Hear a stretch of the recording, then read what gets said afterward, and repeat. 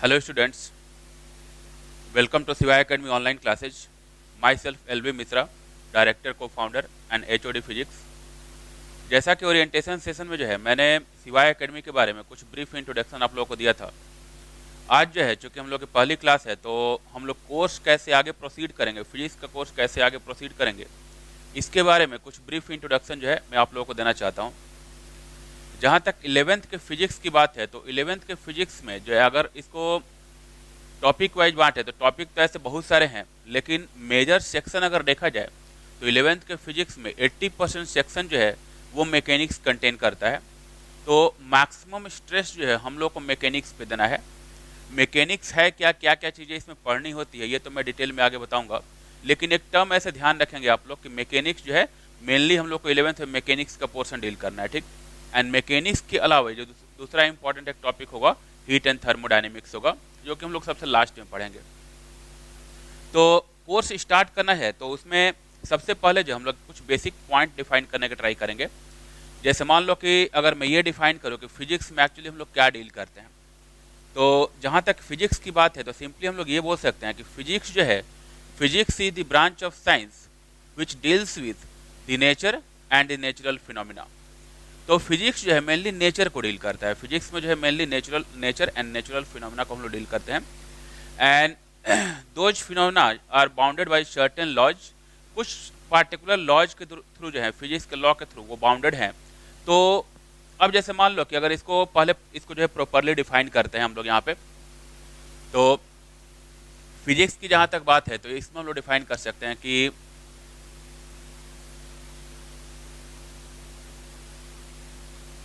Physics is the branch of science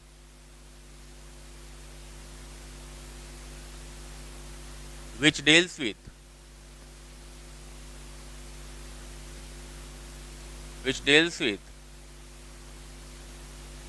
the nature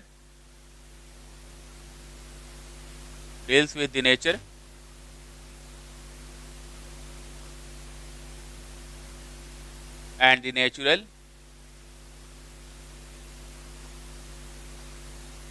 phenomena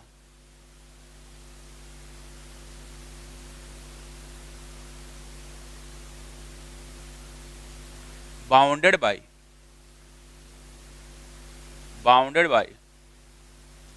certain laws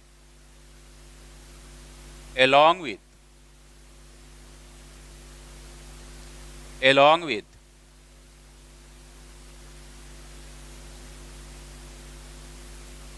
with theory and plus experiment।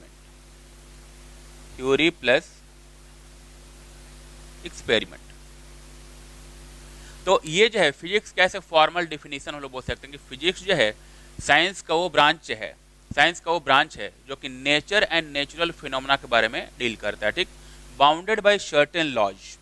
अब जैसे अब मान लो कि यहाँ पे एग्जांपल के तौर पे अगर देखा जाए तो जैसे एक कॉमन अगर एग्जांपल ले तो हम लोग ये बोल सकते हैं कि जैसे मान लो किसी ऑब्जेक्ट को अगर हम लोग ड्रॉप करें तो ड्रॉप करने पे ऑब्जेक्ट जो है नीचे अर्थ की तरफ जो है अर्थ के टुवार्ड्स मूव करता है। ये एक नेचुरल फिनोमेना हो गया, ठीक। अगर किसी भी ऑब्जेक्ट को हम लोग अर्थ सरफेस के पास से अगर ड्रॉप करते हैं तो वो जो ऑब्जेक्ट है अर्थ के टुवार्ड्स जो है मूव करेगा।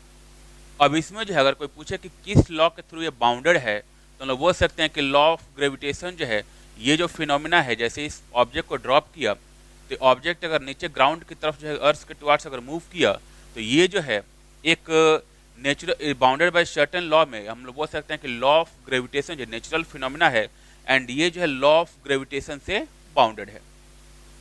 तो ये एक एग्जांपल हो गया। दूसरा अगर देखा जाए, जैसे मान लो कि और एक एग्जांपल अगर देखा जाए, जैसे मैं अगर बोल रहा हूँ और सामने अगर आप लोग सुन रहे हैं तो इसके पीछे लॉजिक क्या है, इसके पीछे लॉ क्या है। तो ये एक नेचुरल फिनोमेना है कि मैंने बोला और ये जो साउंड है, जो मेरे माउथ से जो साउंड जो है साउंड निकला वो किसी दूसरे के कान तक जो है गया, ठीक, नेचुरल फिनोमेना है। अब इसमें जो है लॉ लॉ की बात करें किस लॉ के थ्रू ये बाउंडेड है, तो ये हम लोग बोल सकते हैं कि ये जो है प्रोपगेशन ऑफ वेव जो है, प्रोपगेशन ऑफ वेव जो हम लोग पढ़ेंगे वेव साउंड वेव में, तो उसमें किसी मीडियम में वेव कैसे प्रोपगेट करता है फिजिक्स, या ये बोल सकते हैं कि एनर्जी जो है, एनर्जी किसी मीडियम में कैसे प्रोपगेट करता है, उस लॉ के थ्रू जो है ये बाउंडेड है।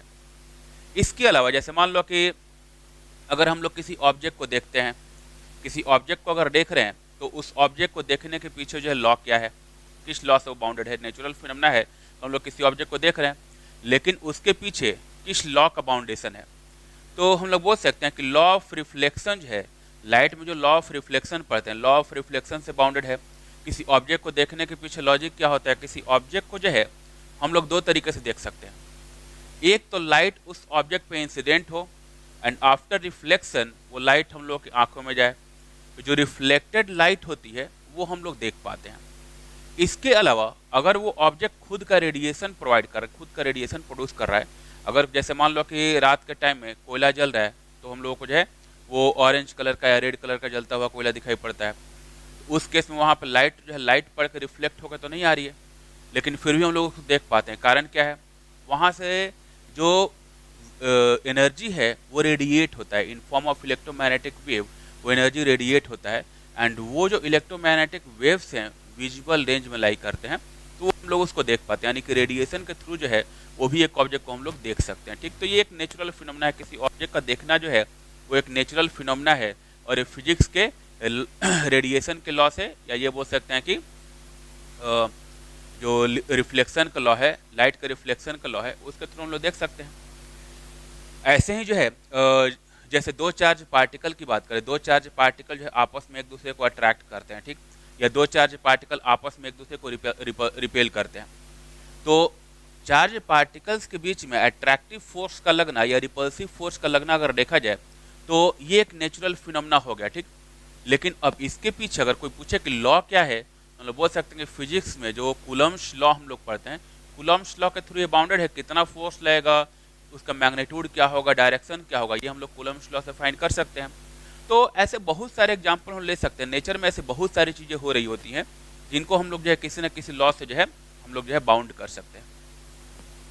अब जैसे एक और एग्जाम्पल लिया जाए, जैसे मान लो पानी के अंदर, किसी लिक्विड के अंदर कोई ऑब्जेक्ट जो है, कोई सॉलिड जो है अगर फ्लोट कर रहा है, एक नेचुरल फिनोमेना है कि फ्लोटिंग हो रही है।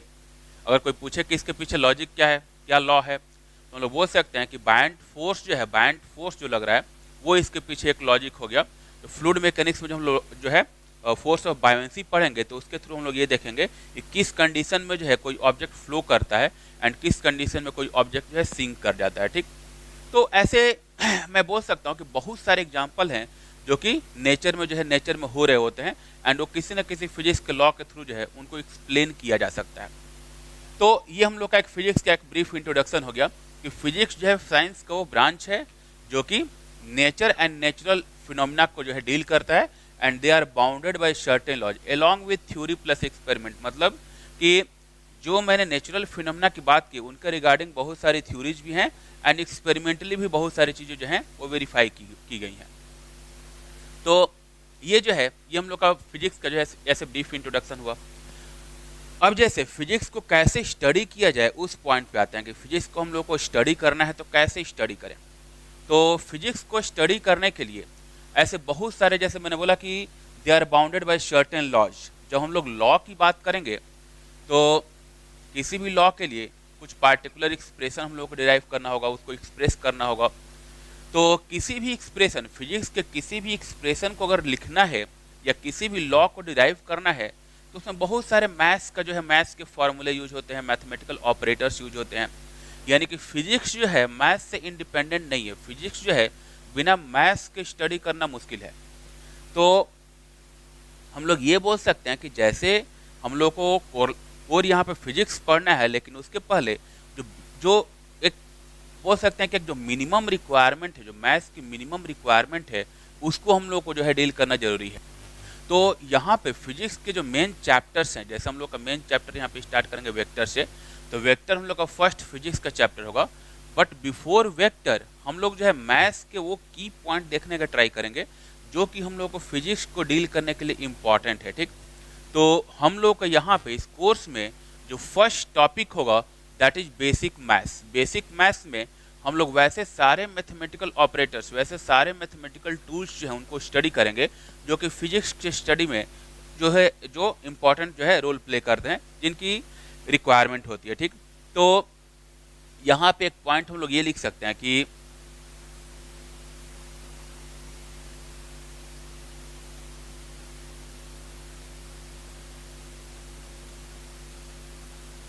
to express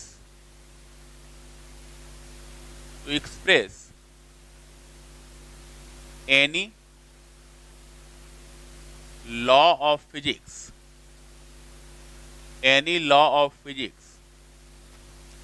we need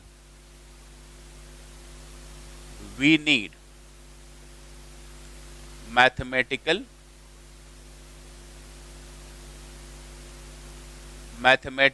tools. We need mathematical tools. अब मैथमेटिकल टूल्स इसको क्यों बोल रहे हैं? ठीक, पॉइंट ये है, जैसे हम लोग जो है मैकेनिकल टूल्स की बात करते हैं, टूल्स किसको बोलते हैं? टूल वो इक्विपमेंट होते हैं जो हमारे काम को आसान कर दें। तो जैसे मैकेनिकल टूल जो है, मैकेनिकल टूल जैसे हैमर हो गया, तो ऐसे बहुत सारी चीज़ें जो हैं जो कि बहुत सारे मैकेनिकल टूल्स हैं जो कि हम लोग जो है अपने मैकेनिकल वर्क को ईजी करने के लिए यूज करते हैं, तो इसलिए हम लोग को मैकेनिकल टूल बोलते हैं। अब यहाँ पे हम लोग मैथमेटिकल टूल्स बोल रहे हैं। ठीक, मैथमेटिकल टूल्स का मतलब ये है कि हम लोग यहाँ पे पढ़ना है फिजिक्स, एंड फिजिक्स के स्टडी के लिए हम लोग को कुछ जो है बेसिक मैथ्स की रिक्वायरमेंट है। तो मैथ्स के वो मैथमेटिकल ऑपरेटर जो कि फिजिक्स को स्टडी करने में, फिजिक्स को डील करने में जो कि ईजी बनाए, फिजिक्स को डील करना ईजी बनाए, उनको हम लोग क्या बोल रहे हैं? Mathematical tools. तो टूल्स वो हमारे इक्विपमेंट हैं जो कि हमारे काम को ईजी करते हैं। ठीक, हमको ईजीनेस प्रोवाइड करते हैं। तो यहाँ पे चूंकि मैथ्स के ऑपरेटर हैं, मैथ्स के टूल्स हैं, तो इसलिए इनको हम लोग जो है मैथमेटिकल टूल्स बोल रहे हैं। तो मैथमेटिकल टूल्स क्यों रिक्वायरमेंट है कि हम लोग एकदम सिंपल एग्जांपल से समझेंगे। एकदम एक बेसिक एग्जांपल लेते हैं, जैसे मान लो कि फॉर एग्जांपल हम लोग ये चीज़ आगे डिफाइन भी करेंगे। जैसे मुझे एक एक्सप्रेशन लिखना है, फिजिक्स के एक्सप्रेशन जो है, काइनेमेटिक्स का एक एक्सप्रेशन लिखना है, ये हम लोग स्कूल में ही पढ़े हैं कि जैसे अगर मान लो किसी पार्टिकल के डिस्प्लेसमेंट को डिफाइन करना है, तो डिस्प्लेसमेंट ऑफ एनी पार्टिकल अगर डिफाइन करना है तो क्या लिखते हैं? Displacement s equal to u t and plus half a t square. ये स्कूल में पढ़ते हैं हम लोग। S equal to u t plus half a t square जो है, ये एक हम लोग का बेसिक एक्सप्रेशन है, वन डी मोशन का, जो वन डायमेंशनल मोशन का एक्सप्रेशन है, जिसके थ्रू जो है हम लोग किसी पार्टिकल का डिस्प्लेसमेंट फाइंड करते हैं कि अगर उस पार्टिकल का एक्सेलरेशन अगर कांस्टेंट हो, कुछ इनिशियल वेलोसिटी यू दिया रहे एंड टाइम टी दिया रहे, तो कितने पार्टिकुलर टाइम में जो है वो पार्टिकल का डिस्प्लेसमेंट क्या होगा। ठीक, तो ये एक डिस्प्लेसमेंट का पॉइंट है। हाँ, इसका डिटेल, इस फॉर्मूले की लिमिटेशंस क्या है, इस फॉर्मूले का डिटेल क्या है, वो हम लोग जो है वन डी मोशन जब पढ़ेंगे, काइनेमेटिक्स जब पढ़ेंगे, तो वहाँ पे इसके बारे में लोग डिटेल चर्चा करेंगे। लेकिन यहाँ पे इस पोर्शन में हम लोग बस एक एग्जांपल देखना चाह रहे हैं कि कैसे हम लोग फिजिक्स को जो है एक छोटे से फिजिक्स के एक्सप्रेशन को स्टडी करने के लिए कैसे हम लोग को मैथमेटिकल टूल्स की रिक्वायरमेंट हो सकती है। अब जैसे मान लो कि इसी एक्सप्रेशन की बात करें, s equal to u t plus half a t square की बात करें, इस एक्सप्रेशन में हम लोग देख सकते हैं कि हम लोग इक्वालिटी का साइन यहाँ पे यूज किए हुए हैं, u इंटू टी, मल्टीप्लीकेशन, यहाँ पे इसको मल्टीप्लाई किया हम लोग, तो मल्टीप्लीकेशन का साइन यूज हुआ है। यहाँ पे एडिशन का साइन यूज किया हम लोग, यहाँ पे a इंटू टी स्क्वायर है, तो एक मल्टीप्लीकेशन यहाँ पे हो गया, एक मल्टीप्लीकेशन यहाँ पे हो गया। तो इस छोटे से एक्सप्रेशन में हम लोग देख सकते हैं कि बहुत सारे मैथमेटिकल ऑपरेटर्स हम लोग यूज कर रहे हैं। इक्वालिटी का साइन यूज किए हैं, प्रोडक्ट का साइन यूज किया है, मल्टीप्लिकेशन का साइन यूज किए हैं, एडिशन का साइन यूज किए हैं। तो इतने सारे मैथमेटिकल ऑपरेटर्स इस एक्सप्रेशन में यूज हो गए। एंड ये जो मैथमेटिकल ऑपरेटर्स हैं, इन्हीं को हम लोग क्या बोले हैं? Mathematical tools. So they are mathematical tools.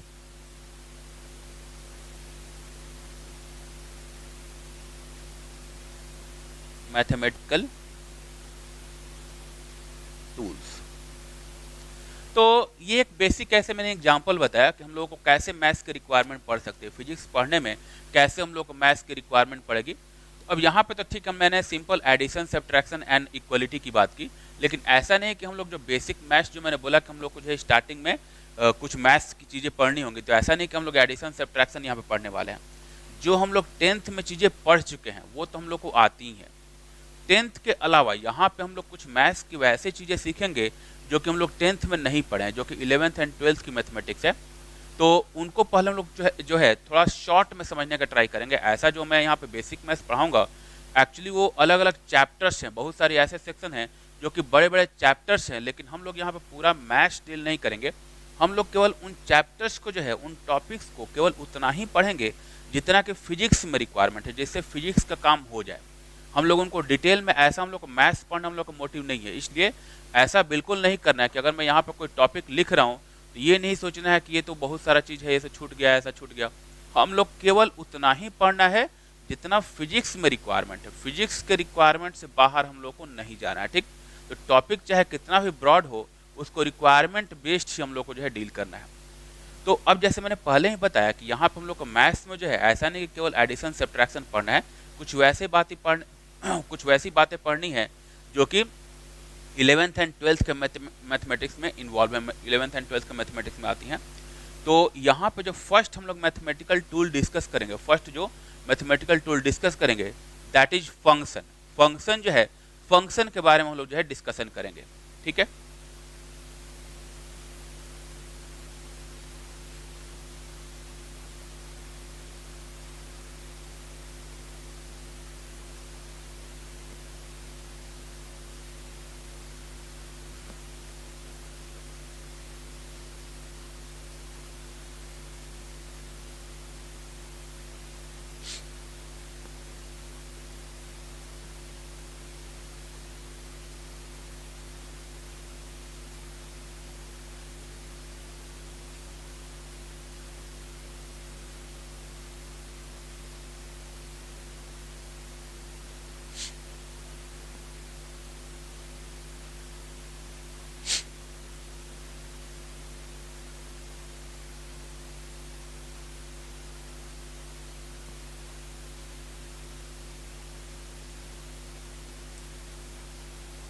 ठीक है, तो इसमें फर्स्ट पॉइंट जैसे मैंने बोला कि फंक्शन हम लोग को स्टार्ट करना है, तो पहले फंक्शन को डिफाइन करते हैं।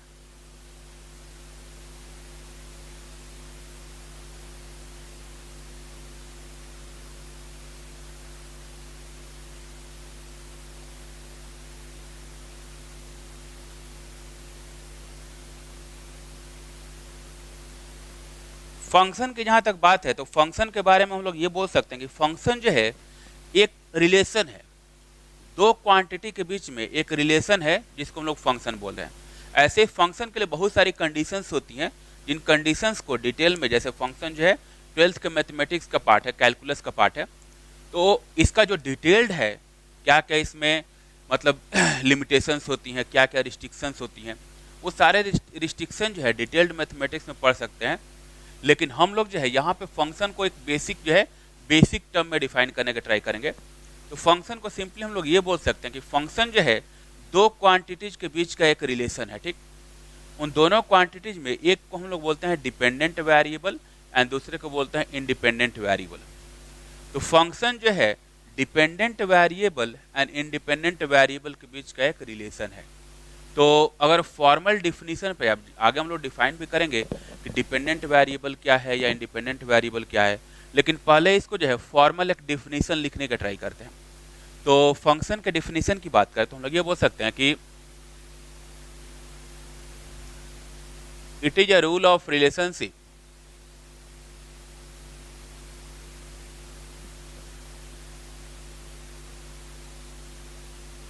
Rule of relationship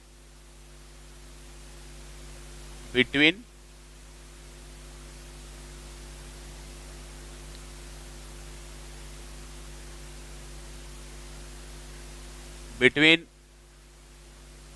independent variable independent variable and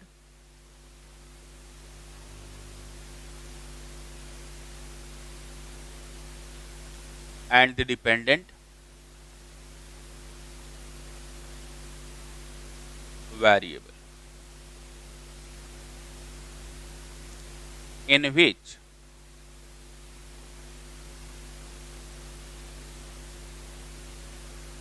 for several inputs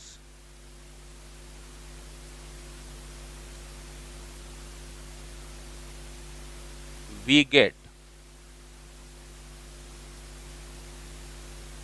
several outputs. तो फंक्शन जो है, फंक्शन एक रूल ऑफ रिलेशनशिप है between independent and the dependent variable, जिसमें हम लोग बहुत सारे इनपुट के रिगार्डिंग जो है, इनपुट के करस्पॉन्डिंग जो है बहुत सारे आउटपुट हम लोग गेन करते हैं। अब ये इनपुट क्या है, आउटपुट क्या है, सारा कुछ हम लोग देखेंगे यहाँ पे, लेकिन ये हम लोग का एक बेसिक डिफिनीशन हो गया। फंक्शन को जो है ये डिफाइन कर दिया। अब जो है फंक्शन किन चीज़ों से मिलकर बना होता है उनको डिफाइन करेंगे, एंड फिर हम लोग उस पॉइंट पे आएंगे कि इंडिपेंडेंट वेरिएबल क्या है, डिपेंडेंट वेरिएबल क्या है, इनपुट क्या है, आउटपुट क्या है, सारा पॉइंट जो है एक एक करके हम लोग देखेंगे। तो इसमें नेक्स्ट पॉइंट हम लोग ये डिफाइन करते हैं कि a function consists of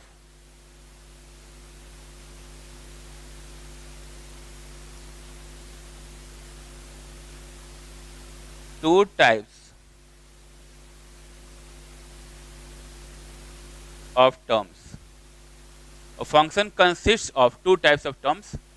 First is called constant term and second is called variable terms. Constant terms and variable terms means कि function जो है, function दो टाइप के टर्म को मिला के बनता है, constant and variable. अब constant, जैसे constant का मीनिंग तो पता ही है कि अगर कोई भी चीज़ जिसकी वैल्यू चेंज ना होती है, ठीक, तो जिसकी वैल्यू टाइम के साथ जो है, स्पेस के साथ चेंज ना होती हो, दैट इज कॉल्ड कांस्टेंट। तो कोई फंक्शन जो है कांस्टेंट एंड वेरिएबल दो टाइप के टर्म से मिलकर बना होता है, तो उन दोनों टर्म्स को डिफाइन करते हैं यहाँ पे। तो फर्स्ट डिफाइन किया constant term,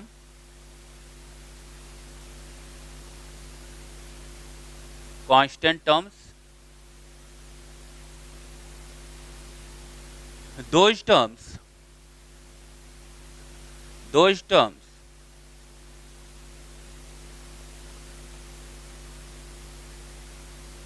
whose values are fixed। वैसी टर्म्स जिनकी वैल्यू फिक्स हो उनको क्या बोलेंगे, कांस्टेंट टर्म्स। जैसे इसमें एग्जांपल हो जाएगा एनी नंबर, ऑल नंबर्स में कोई भी इंटीजर हो गया, फ्रैक्शन हो गया, कोई भी नंबर जो है, पॉजिटिव नंबर, नेगेटिव नंबर, वो सारे नंबर्स जो है कांस्टेंट होते हैं। तो जैसे 1 ले लेंगे, 1 जो है 1 हो गया, 2 हो गया, 0 हो गया, -1 हो गया, -5 हो गया, पाई हो गया, एक्सेट्रा। तो कोई भी अगर नंबर है तो नंबर जो है कांस्टेंट होगा, ठीक। तो ऑल नंबर्स जो है कांस्टेंट में आएंगे। इसके अलावा इन नंबर्स के अलावा भी फिजिक्स में कुछ कांस्टेंट हम लोग यूज करते हैं, उनको हम लोग आगे देखेंगे। या एक एग्जांपल देख लेते हैं, जैसे लॉ ऑफ ग्रेविटेशन जब हम लोग डिफाइन करते हैं, तो लॉ ऑफ ग्रेविटेशन में ध्यान होगा कि अगर दो ऑब्जेक्ट जो है, दो ऑब्जेक्ट हैं, दो मास के ऑब्जेक्ट हैं, m1 m2, अगर दो मासेज हैं एंड दोनों के बीच में अगर सेपरेशन r है, तो उनके बीच में ग्रेविटेशनल अट्रैक्शन फोर्स जो है लगता है, ठीक, ग्रेविटेशनल अट्रैक्शन फोर्स लगता है।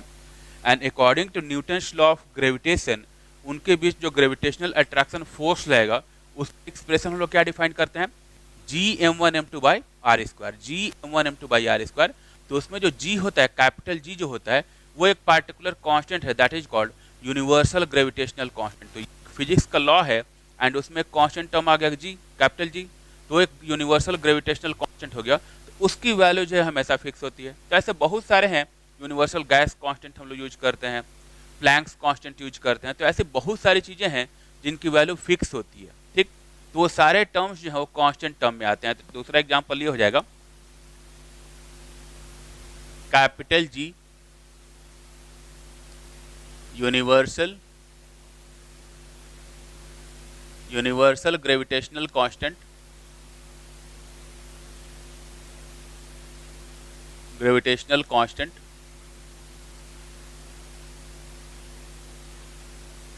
and its value is 6.67 into 10 to the power minus 11 newton metre square per kg square. SI में अगर इसकी बात करें, एसआई यूनिट्स में अगर कैपिटल जी की बात करें, कैपिटल जी के वैल्यू की बात करें, तो it is equal to 6.67 into 10 to the power minus 11 newton metre square per kg square. तो ऐसे जो है कांस्टेंट टर्म्स को हम लोग डिफाइन कर सकते हैं। फिजिक्स में ऐसे बहुत सारे एक्सप्रेशन है जिसमें कांस्टेंट्स का यूज होता है।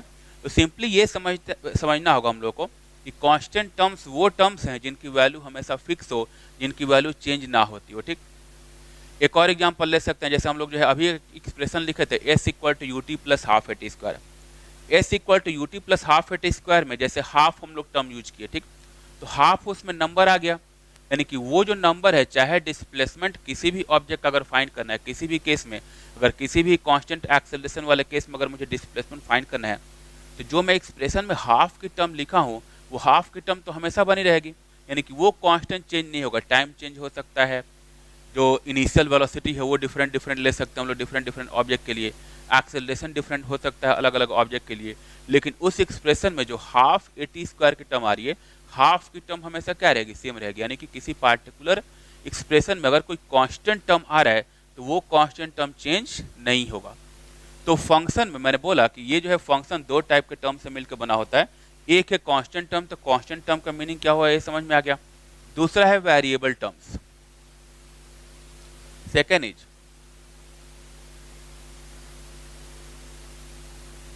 Variable terms.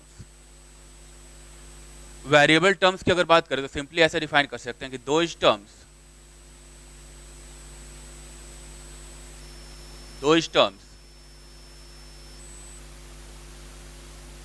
whose value are not fixed,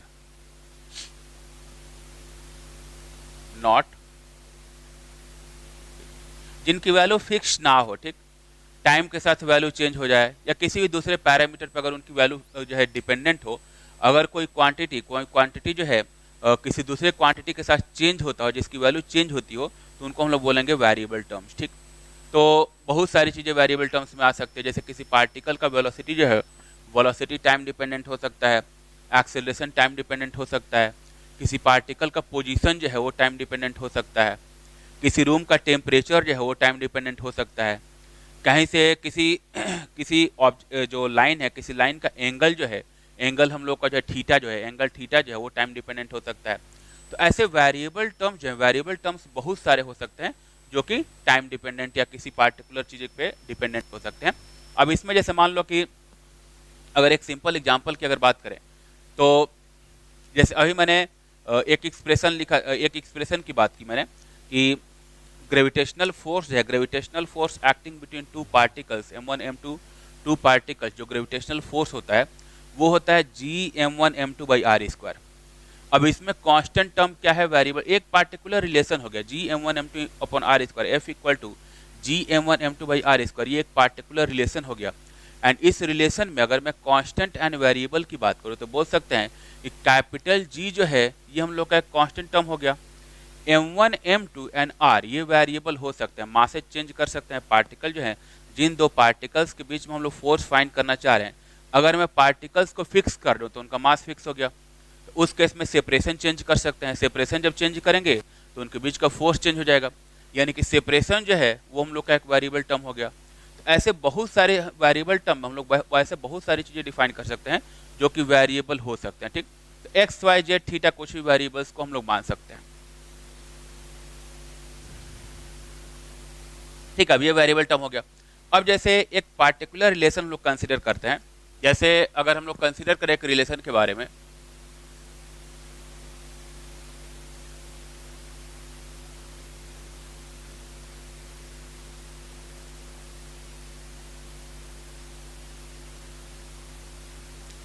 जैसे मान लो कि एक रिलेशन मैं यहाँ पे डिफाइन कर रहा हूँ, y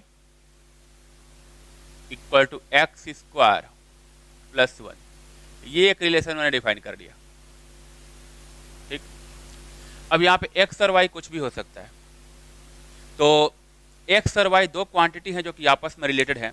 तो यहाँ पे अगर y equal to x square plus 1 की बात करें तो हम लोग बोल सकते हैं कि y जो है x पे डिपेंडेंट है। जो एक्सप्रेशन लिखा हुआ है उसके करस्पॉन्डिंग हम लोग बात करें तो बोल सकते हैं कि y जो है x पे डिपेंडेंट है। तो हियर y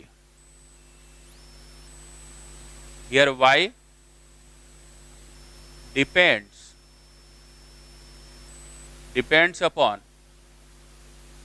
x बोलेंगे ना जी, तो y x पर डिपेंडेंट है तो y डिपेंड्स अपॉन x। अब जो डिपेंडेंसी की बात है, डिपेंडेंसी जो है एक क्वांटिटी का दूसरे क्वांटिटी पर जो डिपेंडेंसी है, that dependency, that relation is called function. तो अगर यहाँ पे y x पर डिपेंडेंट है तो मैं बोल सकता हूँ कि y is a function of x। अगर y x पर डिपेंडेंट है तो y is a function of x। जैसे मान लो किसी पार्टिकल का पोजीशन जो है, किसी पार्टिकल का पोजीशन, जैसे पोजीशन अगर x कोऑर्डिनेट माने, कोई पार्टिकल अगर x कोऑर्डिनेट, x और y कोऑर्डिनेट शायद पता होगा सबको, तो अगर x कोऑर्डिनेट किसी पार्टिकल का टाइम के साथ चेंज हो रहा है, ठीक, तो टाइम के साथ अगर x कोऑर्डिनेट चेंज होगा तो हम लोग क्या बोलेंगे कि x coordinate of the particle is a function of time. Time पे डिपेंडेंट है, टाइम के साथ तो कोऑर्डिनेट चेंज हो रहा है। तो अगर किसी पार्टिकुलर कोई भी जो है, कोई क्वांटिटी किसी दूसरे क्वांटिटी पर अगर डिपेंडेंट है तो जिस रिलेशन के थ्रू वो डिपेंडेंट होगा, that relation is called function. तो यहाँ पे y जो है x पर डिपेंडेंट है तो हम लोग बोलेंगे कि y is a function of x। That means y is a function of x। y जो है x का फंक्शन है। अब फंक्शन को एक्सप्रेस कैसे करते हैं, तो फंक्शन को जनरली जो है कैपिटल F या स्मॉल f से ऐसे सिंबल से रिप्रेजेंट किया जाता है। तो ये जो रिलेशन है इसको ऐसे लिख सकते हैं कन्वर्ट करके कि that means y is a function of x, and ये जो फंक्शन है, ये जो रिलेशन है वो क्या है कि y is equal to x square plus 1। y जो है एक्स स्क्वायर प्लस 1 की इक्वल है। तो जब मैंने स्टार्टिंग में बोला था कि function is a rule of relationship between dependent and independent variable, तो अब यहाँ पे यही है कि यहाँ पे क्या है कि x भी वेरिएबल है, y भी वेरिएबल है, और एक वेरिएबल दूसरे वेरिएबल पे डिपेंडेंट है। तो दो यहाँ पे जो है दो वेरिएबल्स हैं, दोनों आपस में डिपेंडेंट है। तो जो ये डिपेंडेंसी है, that dependency is called function. तो यहाँ पे हम लोग बोल सकते हैं कि x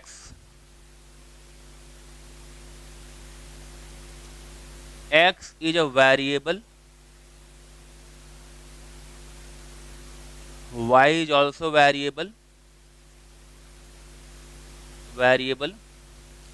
बट जो x है इसको बोलेंगे इंडिपेंडेंट वेरिएबल। पॉइंट ये है कि यहाँ पे x को अगर मैं 0 रखता हूँ तो y 1 हो जाएगा, x को अगर मैं 1 रखता हूँ तो y 2 हो जाएगा, x को अगर मैं 2 रखूँ तो y 5 हो जाएगा, x को अगर 3 रखेंगे तो y 10 हो जाएगा।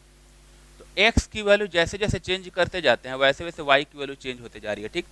यानी कि हम लोग ये बोल सकते हैं कि x जो है यहाँ पे इंडिपेंडेंटली वैरी कर रहा है, ठीक, अपने हिसाब से x वैरी कर रहा है, लेकिन y इंडिपेंडेंट नहीं है। y का वेरिएशन जो है, दोनों वेरिएबल हैं, x भी वेरिएबल है और y भी वेरिएबल है, लेकिन y का जो वेरिएशन है, y जो वैरी कर रहा है वो टोटली किस पे डिपेंडेंट है, x पे डिपेंडेंट है। y जो है फुल्ली x पे डिपेंडेंट है। तो x और y दोनों वेरिएबल हैं, तो जो इंडिपेंडेंटली वैरी कर सकता है उसको बोल रहे हैं इंडिपेंडेंट वेरिएबल, एंड जो उस पर डिपेंडेंट है उसको बोल रहे हैं डिपेंडेंट वेरिएबल। तो यहाँ पे जो रिलेशन हम लोग लिखे हैं उसके corresponding here x is an independent variable and y is a dependent variable.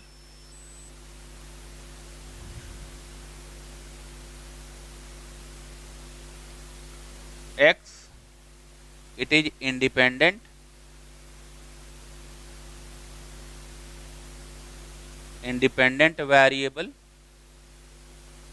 variable and y it is dependent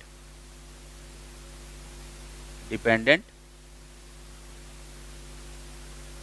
variable, x is independent variable and y is dependent variable.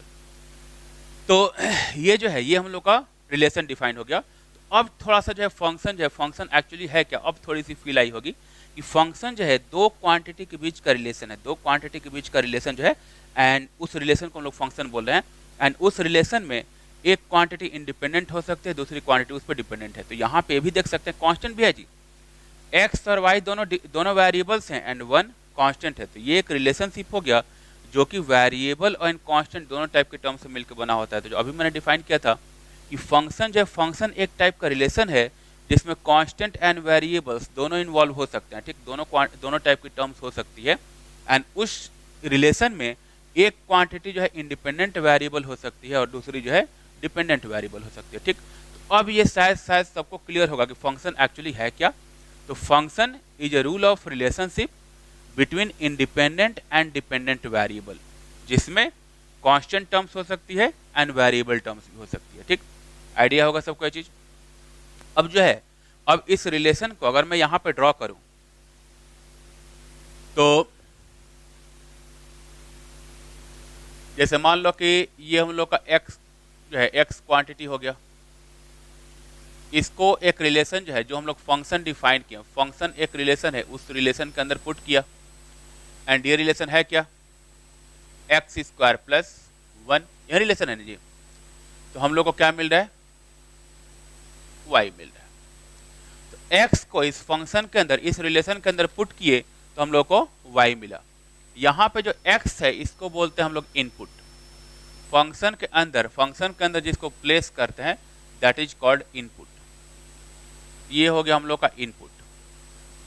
And इस function के अंदर place करने के बाद जो भी बाहर हम लोग को मिले दैट इज कॉल्ड आउटपुट। तो जो y है ये हम लोग का क्या हो गया, आउटपुट। तो x is the input and y is the output. अब फॉर वेरियस इनपुट क्या क्या आउटपुट्स हो सकते हैं इसको देख लेते हैं। तो जैसे मान लो कि x जो है, x अगर मैं 1 रखता हूं, यहाँ पे अगर x की वैल्यू या 0 से स्टार्ट करें, तो x अगर मैं 0 रखता हूं तो यहाँ पे रखेंगे तो रिलेशन में क्या हो जाएगा, 0 square n plus 1, 0 square 0 n plus 1, यानी कि आउटपुट क्या मिलेगा 1।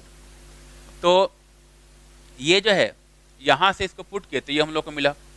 ऐसे ही मान लो कि अगर मैं x को 1 प्लेस करता हूं, x को अगर 1 पुट करेंगे तो ये होगा 1 का स्क्वायर एंड प्लस 1, आउटपुट क्या मिल जाएगा 2। अगर x को 2 पुट करें तो 2 का स्क्वायर प्लस 1, इनपुट मतलब जो भी x के जगह पे आ रहा है उसकी वैल्यू पुट करते जाते हैं। तो यहाँ पे एक बार इनपुट 0 पुट किया, एक बार 1 पुट किया, एक बार 2 पुट किया, तो यहाँ पे इनपुट प्लेस करते जाते हैं और इसके करस्पॉन्डिंग हम लोग को आउटपुट मिलते जा रहा है। तो 2 स्क्वायर प्लस 1 ये हो जाएगा 4 प्लस 1 5। अगर यहाँ पे इनपुट 3 प्लेस करते हैं तो 3 का स्क्वायर एंड प्लस 1 9 प्लस 1 10 हो जाएगा 10। 4 अगर प्लेस करें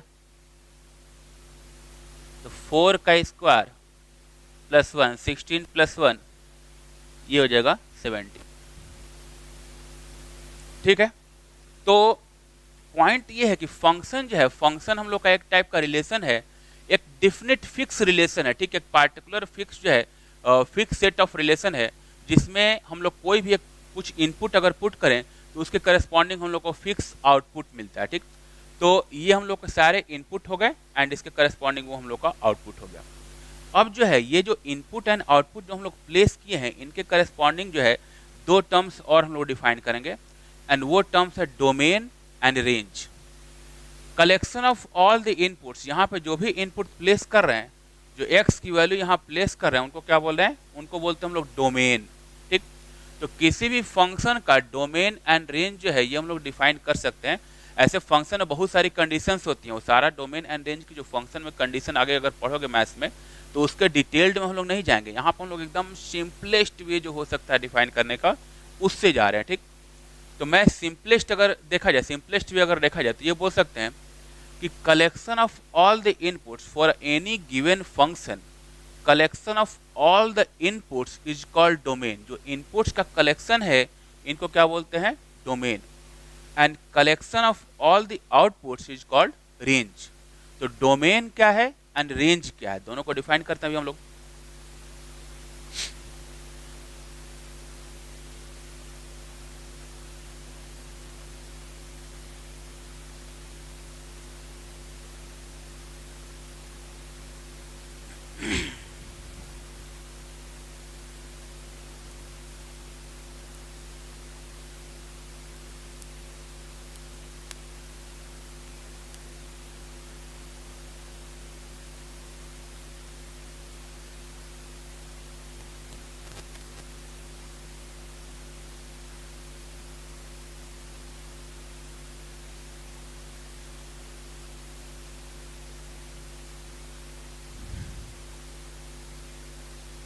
ठीक है, तो नेक्स्ट इसमें डिफाइन करते हैं हम लोग domain. Domain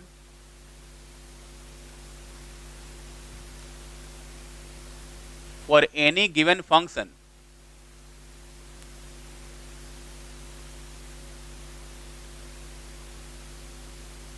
for any given function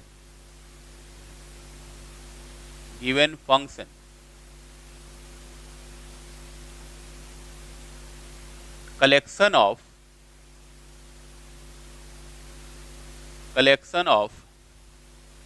all the inputs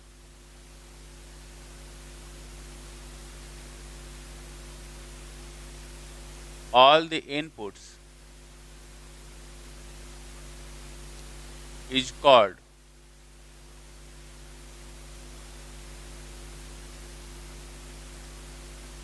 domain. Collection of all the inputs is called domain. जैसे प्रीवियस एग्जांपल में हम लोग देखे थे तो वहाँ पे x की वैल्यू जो है मैंने 0 पुट किया था, 1 पुट किया था, 2 पुट किया था, 3 पुट किया था, 4 पुट किया था। तो वो जो x की वैल्यू है that is called domain. And यहाँ पे ये भी है कि ऑल द पॉसिबल इनपुट्स बोल रहा है, ऑल द पॉसिबल इनपुट्स। तो कलेक्शन ऑफ ऑल द, हाँ यहाँ पे पॉसिबल इनपुट्स हम लोग डिफाइन कर लेंगे। कलेक्शन ऑफ ऑल द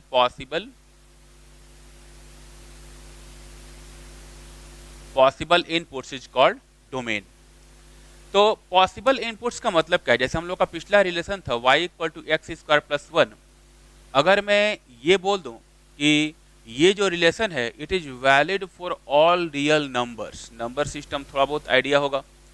तो अगर मैं इस रिलेशन के बारे में ये बोलूं कि y equal to x square plus 1 is valid for all real numbers, means कि अब वहाँ पे x का जो इनपुट, जो x की जगह पे जो इनपुट प्लेस कर रहे हैं वो कोई भी रियल नंबर हो सकता है। अगर कोई भी रियल नंबर हो सकता है तो माइनस इन्फिनिटी से प्लस इन्फिनिटी को जा सकता है। तो ठीक है, उस पॉइंट पर हम लोग आएंगे यहाँ पे। Collection domain is the collection of all the possible inputs. ऐसे ही रेंज डिफाइन कर रहे हैं हम लोग। Range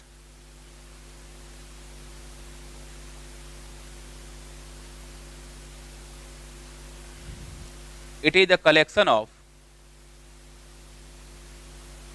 range is the collection of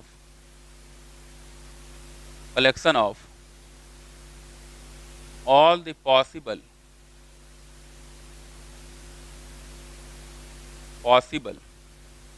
corresponding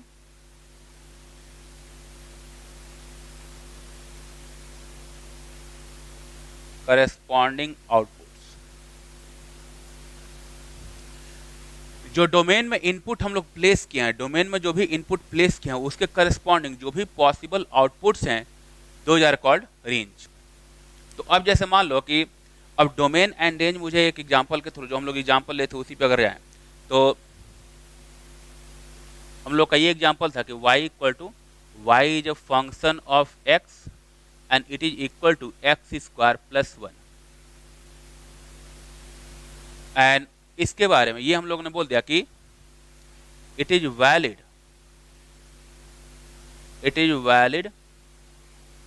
for all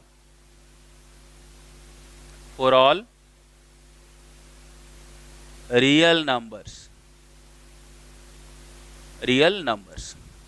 अगर ये कोई बोलता है कि y is a function of y is a function of x and it is equal to x square plus 1, and ये जो relation it is valid for all real numbers. अगर ये क्वेश्चन में दिया हुआ है कि it is valid for all real numbers, means कि इस रिलेशन में एक्स की जो वैल्यू है सारे रियल नंबर के लिए ट्रू है। सारे रियल नंबर के लिए एक्स की वैल्यू जो हम लोग पुट कर सकते हैं रिलेशन ट्रू है। यानी कि अब इस फंक्शन का अगर मैं डोमेन पूछूं तो डोमेन क्या हो जाएगा, ऑल रियल नंबर्स, यानी कि minus infinity to plus infinity, ये पूरा हम लोग डोमेन डिफाइन कर सकते हैं। तो इसका अगर मुझे डोमेन डिफाइन करना होगा तो ये बोल सकते हैं कि डोमेन ऑफ द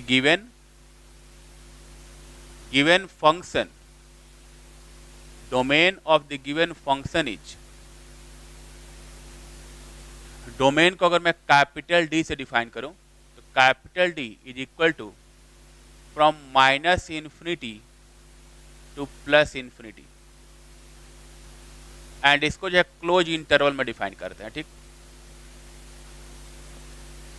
तो ये जो ओपन इंटरवल जो है ओपन इंटरवल ऐसे डिफाइन कर दिया, तो माइनस इन्फिनिटी से प्लस इन्फिनिटी तक जो है वैल्यू जा सकती है। अब यहाँ पे ओपन इसलिए कर रहे हैं क्योंकि इन्फिनिटी जो है, इन्फिनिटी का कुछ लिमिट तो है नहीं, ये इन्फिनिटी कहाँ तक गया और ये इन्फिनिटी कहाँ तक गया, इसका कोई लिमिट तो है नहीं, तो इसीलिए इसको जो है ओपन इंटरवल में हम लोग जो है प्लेस कर रहे हैं। ठीक, अब जो है, अब जैसे मान लो कि अगर मैं रेंज की बात करूं, अगर ये माइनस इन्फिनिटी से प्लस इन्फिनिटी के लिए वैलिड है, एक्स की जो वैल्यू है अगर वो माइनस इन्फिनिटी से प्लस इन्फिनिटी तक हो सकती है, तो उसके करस्पॉन्डिंग वाई की वैल्यू क्या क्या हो सकती है। ठीक, उसी को हम लोग रेंज बोल रहे हैं कि जो हम लोग इनपुट प्लेस कर रहे हैं, इनपुट के करस्पॉन्डिंग आउटपुट क्या क्या है। ठीक, करस्पॉन्डिंग जो है, अब करस्पॉन्डिंग आउटपुट्स क्या है, collection of all corresponding outputs हम लोग बोल रहे हैं कि वो हम लोग का जो है रेंज है। तो अगर यहाँ पे एक्स की वैल्यू माइनस इन्फिनिटी से प्लस इन्फिनिटी को जाए तो वाई की वैल्यू क्या क्या हो सकती है। तो ऐसे केस में सबसे पहले तो हम लोग ये फाइंड करेंगे कि वाई की मिनिमम वैल्यू क्या हो सकती है। तो वाई के मिनिमम वैल्यू की बात करें तो यहाँ पे वाई जो है एक्स स्क्वायर प्लस 1 है, इस एक्सप्रेशन का मिनिमम वैल्यू क्या होगा जी, तो ये तो स्क्वायर है, स्क्वायर की मिनिमम वैल्यू 0, एक्स स्क्वायर है तो स्क्वायर जो भी क्वांटिटी है हमेशा पॉजिटिव होगा, निगेटिव तो कभी होगा नहीं, तो इसकी मिनिमम वैल्यू 0, एंड जब इसकी वैल्यू मिनिमम रखेंगे तो y का मिनिमम मिलेगा, यानी कि y का मिनिमम वैल्यू क्या होगा 1।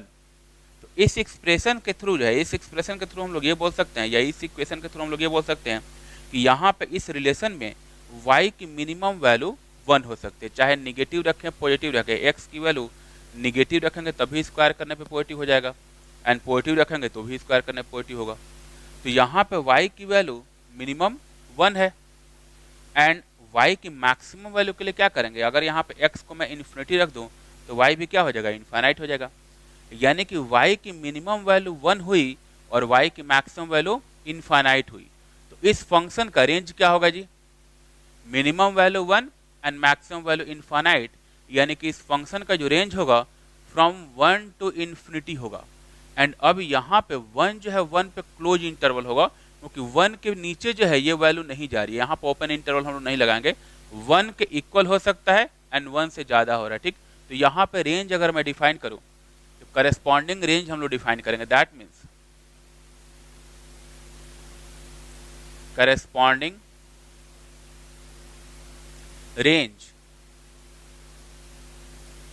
range of the function will be, range को हम लोग नॉर्मली कैपिटल आर से रिप्रेजेंट करते हैं, तो capital R is equal to close interval, close interval ये 1 से स्टार्ट होगा एंड इन्फिनिटी को जा रहा है, ये हम लोग का ओपन इंटरवल होगा। इधर इन्फिनिटी को टेंड करेगा, इन्फिनिटी एग्जैक्टली पहुंचेगा तो नहीं, इन्फिनिटी तो, इन्फिनिटी मीन्स क्या है, अनंत, जिसका कोई अंत ना हो, मतलब उधर बढ़ते जाएगा, तो यानी कि उधर हम लोग क्लोज नहीं कर सकते। ठीक, तो वो हम लोग का उस साइड ओपन रह जाएगा और इस साइड क्लोज हो जाएगा, क्योंकि यहाँ पे 1 हम लोग अचीव कर चुके हैं, तो यहाँ पे क्लोज होगा और उधर ओपन होगा। तो ये हम लोग का एक बेसिक आइडिया मिला, उतना डिटेल में जाने की जरूरत है नहीं। रेंज एंड डोमेन के लिए और भी बहुत सारी कंडीशंस होते हैं जिसको मैं यहाँ पे डिस्कस नहीं करना चाह रहा हूँ, क्योंकि हम लोग को फिजिक्स में जो है उसके डिस्कशन से कोई मतलब नहीं है। रेंज एंड डोमेन जो है डिटेल क्या होता है उसका हम लोग को फिजिक्स में कोई एडवांटेज नहीं है। फिजिक्स के लिए बेसिक इतना इन्फॉर्मेशन काफ़ी सफिशियंट है कि डोमेन किसको बोलेंगे, रेंज किसको बोलेंगे। तो बस तुम्हारे लिए इतना सफिशियंट है कि किसी भी गिवन फंक्शन में, किसी भी रिलेशन में जो कलेक्शन ऑफ इनपुट्स है, जो हम लोग इनपुट प्लेस कर रहे हैं, उनके सारे कलेक्शन को हम लोग डोमेन बोलते हैं। एंड उनके करस्पॉन्डिंग जो भी आउटपुट आता है वो सारा कलेक्शन जो हम लोग का है वो रेंज बोलते हैं। ठीक, इतना बस ध्यान रखना। इसके अलावा रेंज क्या है, डोमेन क्या है, कोई मतलब नहीं है। ठीक, एकदम उसको जो है इग्नोर करना है। अगर कोई पूछे भी कि रेंज इतना ही नहीं होता, और भी कुछ चीज़ें होती हैं, इग्नोर इट, इग्नोर करना है बस उसको। ठीक, क्योंकि जब भी तुम 12th में पढ़ोगे डिटेल, जब तुम फंक्शन चैप्टर पढ़ोगे, तो वहाँ पर जितनी भी वैरायटी होगी, जितना भी वेरिएशन हो सकता है रेंज के कैलकुलेशन में, डोमेन के कैलकुलेशन में, वो सारा वेरिएशन जो है, रेंज के बहुत सारे कैलकुलेशन के मेथड्स होते हैं, तो वो सारा वेरिएशन वहाँ पे तुम लोगों को बताया जाएगा। फंक्शन के भी बहुत सारे टाइप्स होते हैं, बहुत सारे सेट ऑफ रिलेशंस हैं, वो सारे रिलेशन जो है डिटेल में बताए जाएंगे। तो अभी जो है, अभी हम लोग को उन डिटेल से कोई खास मतलब नहीं है। हम लोग के लिए बेसिक जो है, बेसिक एक फंक्शन का हम लोग जो है एक ओवरव्यू लेना चाह रहे हैं, तो उसके लिए इतना इन्फॉर्मेशन जो है सफिशियंट है। ठीक, अब आगे प्रोसीड करते हैं इसमें। और ओके, तो रेंज एंड डोमेन डिफाइन करने के बाद नेक्स्ट पॉइंट पे जाते हैं। जैसे हम लोग यहाँ पे जो है कुछ रिलेशन डिफाइन करने का ट्राई करेंगे कि एक्चुअली जो है हम लोग किस टाइप के रिलेशन को फंक्शन बोल सकते हैं। एकदम बेसिक एग्जांपल से समझने का ट्राई करेंगे इसको। Some examples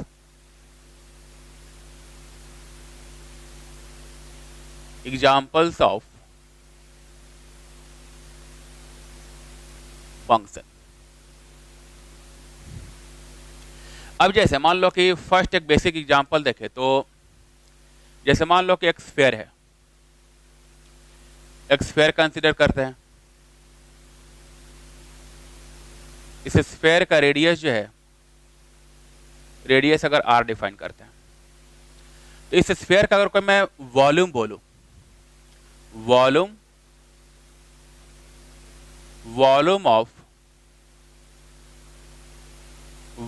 of a sphere, volume को अगर v से डिफाइन करते हैं, तो वॉल्यूम ऑफ अ स्फीयर क्या डिफाइन होगा, फॉर्मूला पता होगा सबको, 4/3 पाई r3। ये डिफाइन करते हैं ना जी, volume of a sphere is 4/3 pi r3। अब ये एक रिलेशन हो गया, किसी स्फीयर के वॉल्यूम एंड उसके रेडियस में एक रिलेशन मैंने लिख दिया कि volume of a sphere is equal to 4/3 pi r3। अब जो भी रिलेशन है, मैंने क्या बोला कि फंक्शन जो है दो क्वांटिटीज के बीच का एक रिलेशन है। ठीक, उसमें कांस्टेंट एंड वेरिएबल्स दोनों आ सकते हैं। इस रिलेशन की अगर बात करें कि volume of a sphere is equal to 4/3 pi r3, 4/3 is a constant quantity, pi is a constant quantity, numbers हैं दोनों। रेडियस जो है, रेडियस चेंज हो सकता है। यहाँ पे तो एक पार्टिकुलर रेडियस के लिए मैंने स्फीयर ड्रॉ किया है, लेकिन जैसे जैसे इस स्फीयर का रेडियस चेंज करेंगे, ये वैल्यू चेंज होगी। एंड अगर यहाँ पे ये वैल्यू चेंज होगी, तो वॉल्यूम भी तो चेंज होगा ना जी। यानी कि किसी स्फीयर के रेडियस को अगर हम लोग चेंज करें, तो उस स्फीयर का वॉल्यूम चेंज हो सकता है।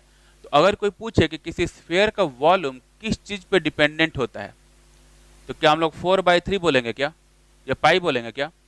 नहीं, 4/3 कांस्टेंट है, पाई कांस्टेंट है, तो उन पे कुछ डिपेंडेंसी नहीं है, वो कांस्टेंट है, हमेशा आएगा, फिक्स है, वहां पे उसकी वैल्यू कभी चेंज नहीं होगी। चेंज किसकी वैल्यू हो रही है, आर की। तो आर जो है हम लोग ये बोल सकते हैं कि volume of a sphere depends upon the radius of the sphere. ठीक, वॉल्यूम जो है, किसी स्फीयर का वॉल्यूम जो है उसके रेडियस पे डिपेंड करता है। ठीक, तो अगर रेडियस पे डिपेंडेंट है, तो अब यहाँ पे जो रिलेशन मैंने लिखा, उसके रिगार्डिंग हम लोग ये बोल सकते हैं कि volume is a function of radius, volume of a sphere is a function of radius. नहीं, तो इस रिलेशन को कैसे डिफाइन कर सकते हैं कि that means volume v is a function of radius, and ये फंक्शन, ये रिलेशन है क्या, v equal to 4/3 pi r3। ये रिलेशन हो गया जी।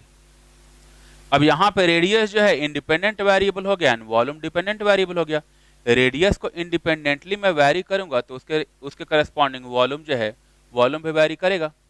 तो रेडियस जो है इंडिपेंडेंट वेरिएबल, एंड जो वॉल्यूम है वो डिपेंडेंट वेरिएबल। अब इस रिलेशन को, जो मैंने यहाँ पर रिलेशन डिफाइन किया, इसको लिखने का एक और तरीका है, अगर फंक्शन या कहीं पे कोई रिलेशन डिफाइन करना है, तो जो यहाँ पे ये टर्म मैं लिख रहा हूं इसको अदर वे में ऐसे भी डिफाइन कर सकते हैं कि और volume is a function of radius, ऐसे भी लिख सकते हैं जी, volume is a function of radius. ये रिलेशन लिख लिया यहाँ पे कि वॉल्यूम जो है रेडियस का फंक्शन है, एंड वो फंक्शन है क्या, वो रिलेशन है क्या, 4/3 पाई आर क्यू। तो ये रिलेशन ऐसे लिखें या ऐसे लिखें कोई फर्क नहीं पड़ेगा, दोनों सेम चीज है। Volume is a function of radius and ये रिलेशन ये दे रखा है, या इसी को डायरेक्टली हम लोग ऐसे बोल सकते हैं कि volume is a function of radius and that is equal to 4/3 pi r cube. तो वॉल्यूम जो है रेडियस का फंक्शन होगा, तो एक रिलेशन मैंने डिफाइन कर दिया, एक फंक्शन मैंने डिफाइन कर दिया, ठीक। ऐसे ही आगे अगर देखा जाए एक दो और एग्जांपल देख सकते हैं। जैसे मान लो कि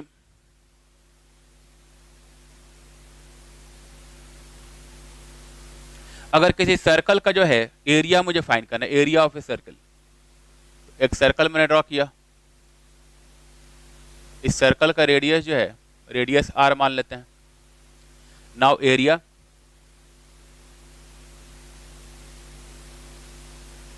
area of a circle capital A से अगर डिफाइन करें, area A is equal to pi r square होता है ना जी, area of a circle is pi r square. Again pi यहाँ पे तो कांस्टेंट होगा, रेडियस जैसे जैसे चेंज होगा वैसे वैसे एरिया की वैल्यू चेंज होती जाएगी। तो यानी कि यहाँ पे ये बोल सकते हैं कि एरिया जो है it is a function of radius, area is a function of radius, ठीक।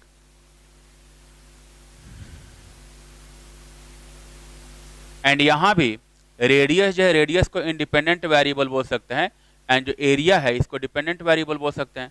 That means area A is a function of radius and that is equal to pi r square, ऐसे डिफाइन कर सकते हैं, ठीक है। तो ये भी पॉइंट समझ में आया होगा।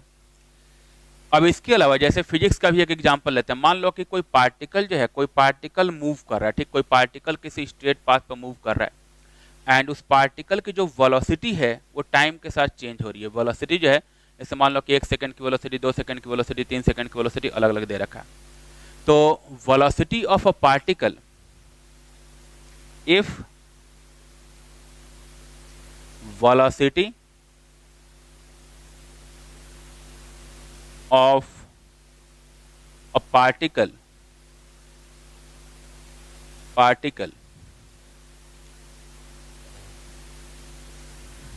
is given as velocity v equal to, suppose ये रिलेशन दे रखा है 3t N plus 4t square, ये किसी पार्टिकल की वेलोसिटी डिफाइन कर दिया, ठीक। तो 3t प्लस 4t स्क्वायर ये किसी पार्टिकल की वेलोसिटी है। तो अब यहाँ पे जैसे मान लो कि अगर मैं टाइम को चेंज करूं तो या कांस्टेंट यहाँ पे कुछ भी हो सकता है, जो यहाँ पे कांस्टेंट हम लोग डिफाइन कर रहे हैं, जरूरी नहीं है कि 3 एंड 4 ही ले, कोई भी एक जनरल कांस्टेंट ले लेते हैं, ठीक। तो जैसे मान लो कि यहाँ पे रिलेशन डिफाइन किया कि a t n plus b t square, a and b are any constant. तो अगर किसी पार्टिकल की velocity a t plus b t square है, अब यहाँ पे ए और बी कांस्टेंट है, इनकी वैल्यू हमेशा फिक्स रहेगी, लेकिन टाइम जैसे जैसे चेंज करेंगे वैसे वैसे इस पार्टिकल की वेलोसिटी चेंज होते जा रही है। यानी कि हम लोग ये बोल सकते हैं कि velocity of the particle depends upon time. Velocity जो है, इस पार्टिकल की वेलोसिटी जो है ये टाइम डिपेंडेंट है। एंड अगर वेलोसिटी टाइम डिपेंडेंट है तो हम लोग ये बोल सकते हैं कि velocity is a function of time. तो यहाँ पे इसको रिलेशन को डिफाइन करना होगा, तो that means velocity of the particle is a function of time and that is equal to at plus bt square, at plus bt square। तो ये हम लोग का एक रिलेशन हो गया, ये एक फंक्शन होगा कि velocity is a function of time and that is equal to at plus bt square। तो ये पॉइंट शायद समझ में आया होगा सबको। तो यहाँ पे मैंने एक बेसिक ऐसे एग्जांपल बताने का ट्राई किया, एक बेसिक ऐसे रिलेशन बताने का ट्राई किया कि कैसे फंक्शंस डिफाइन कर सकते हैं।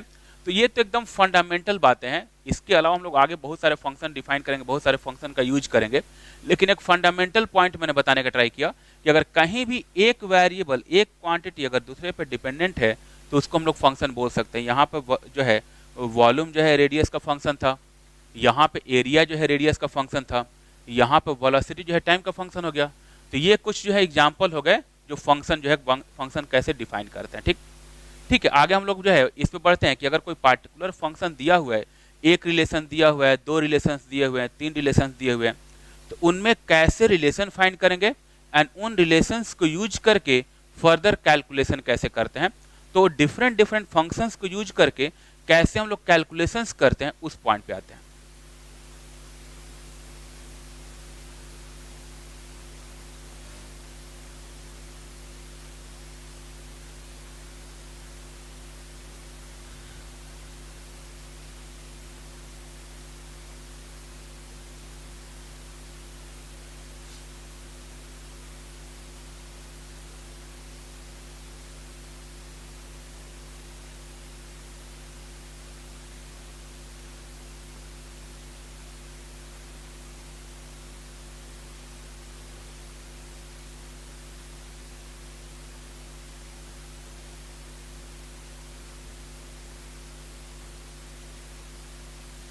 ठीक है, नेक्स्ट जैसे मैंने कैलकुलेशन वाला पॉइंट बोला, तो मान लो कि तीन रिलेशन हम लोग डिफाइन कर रहे हैं।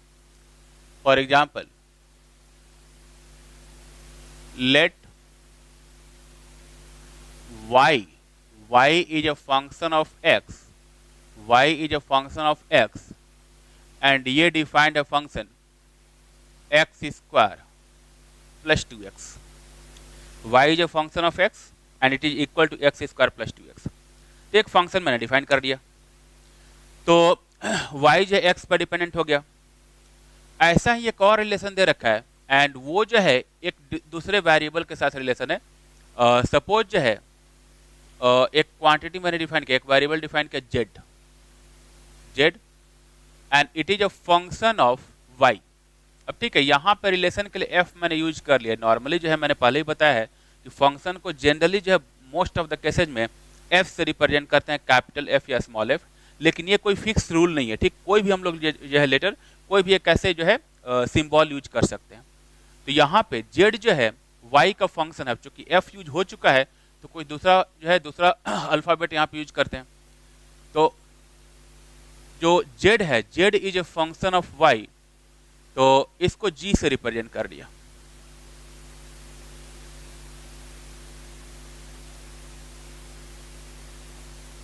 z is a function of y and ये जो फंक्शन है, ये जो रिलेशन है, that is equal to square root of y। इसके अलावा एक और वेरिएबल लेते हैं, suppose lambda. Lambda is a function of z। Lambda जो है ये z का फंक्शन है एंड ये दे रखा है that is equal to 1/1 z। ये रिलेशन डिफाइन कर दिया।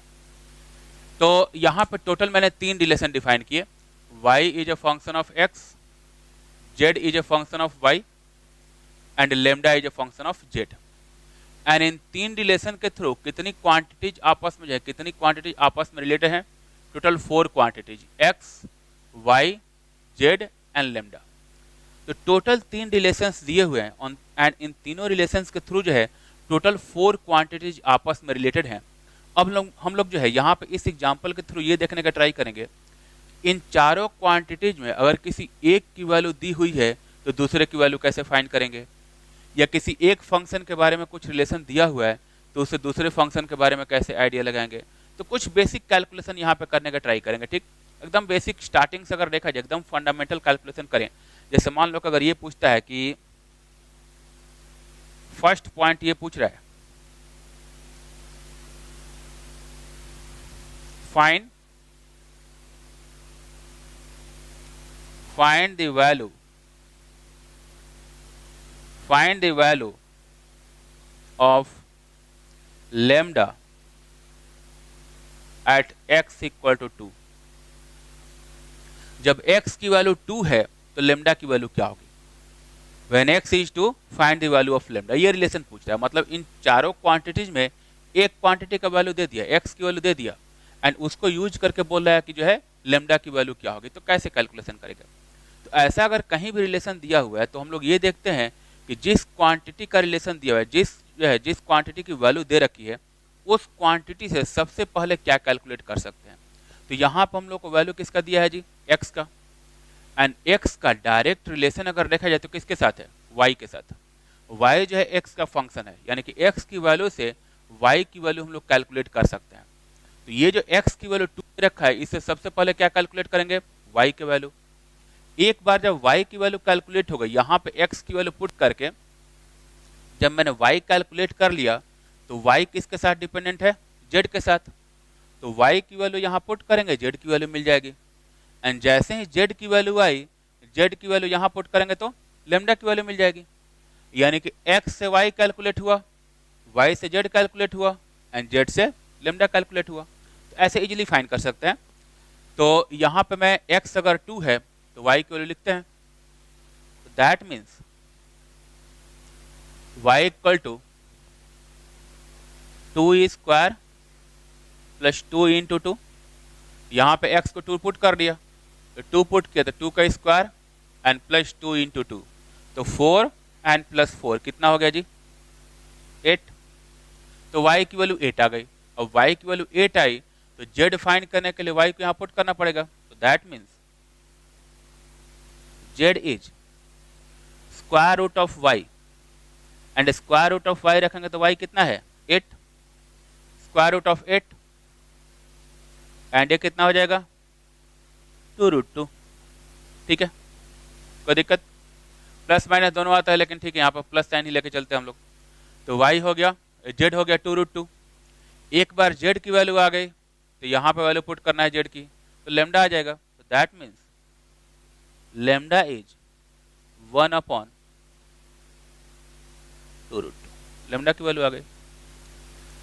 तो इस x की वैल्यू से y कैलकुलेट किए, फिर y की वैल्यू यहाँ पुट किए तो z की वैल्यू आई, एंड फिर z की वैल्यू यहाँ पुट किए तो लेमडा की वैल्यू आ गई। तो लेमडा की वैल्यू आ गई 1/2√2। ये आइडिया समझ में आया होगा सबको।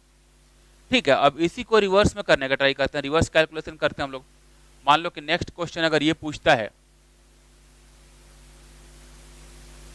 Find the value of x eight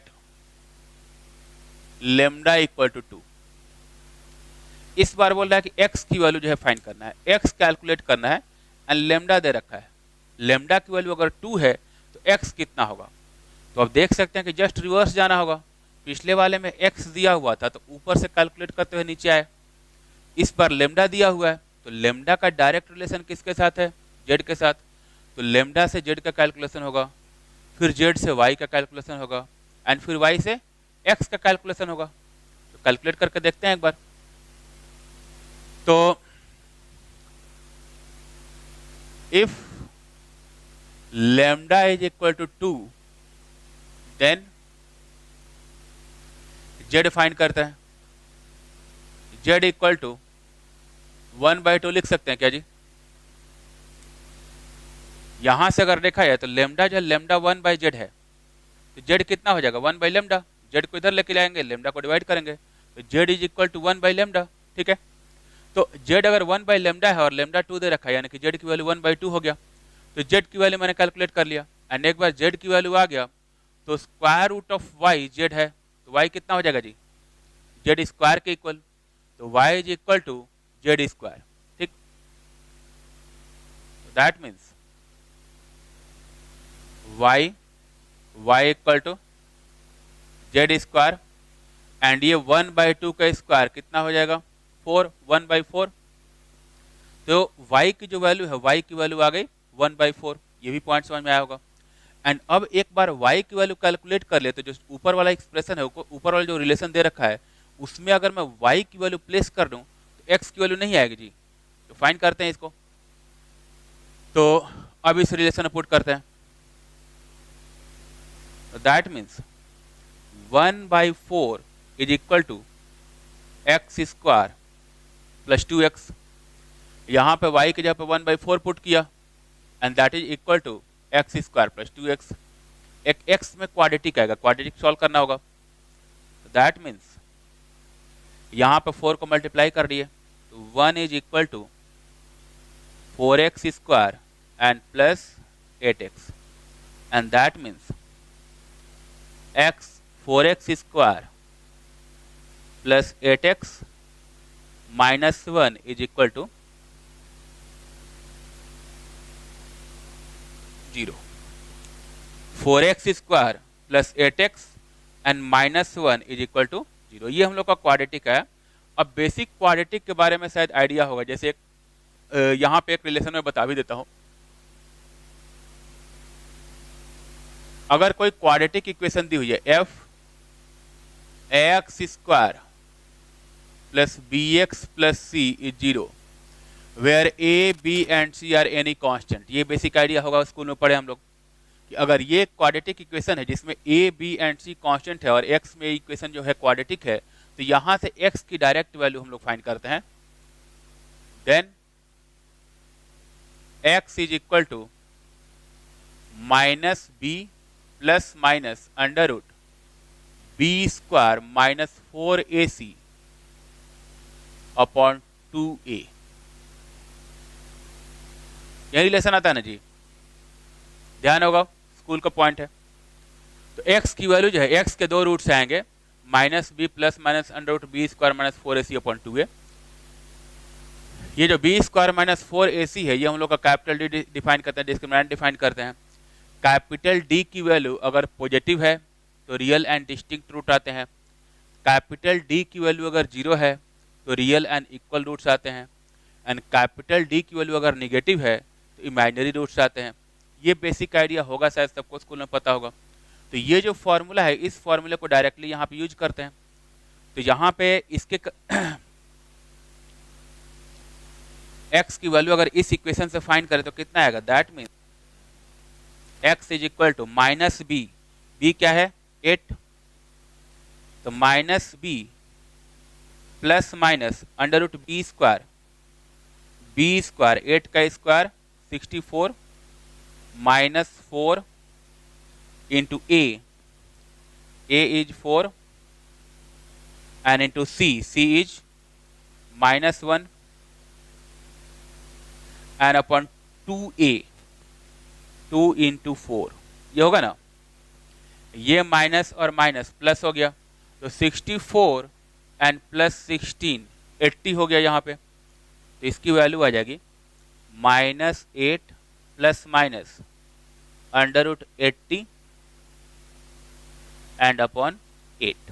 ठीक है, रूट 80 जो है इसको मैं 4 रूट 5 लिख सकता हूँ, 16 इससे बाहर लेके आएंगे तो 16 जब बाहर लेके आएंगे तो 4 आएगा, तो 4 रूट 5, 4 कॉमन लेके कैंसिल कर सकते हैं, तो नीचे 2 बचेगा, यहाँ पे 2 बचेगा, यानी कि फाइनल हम लोग की वैल्यू आ गई, that is equal to -2 plus minus under root 5 and upon 2।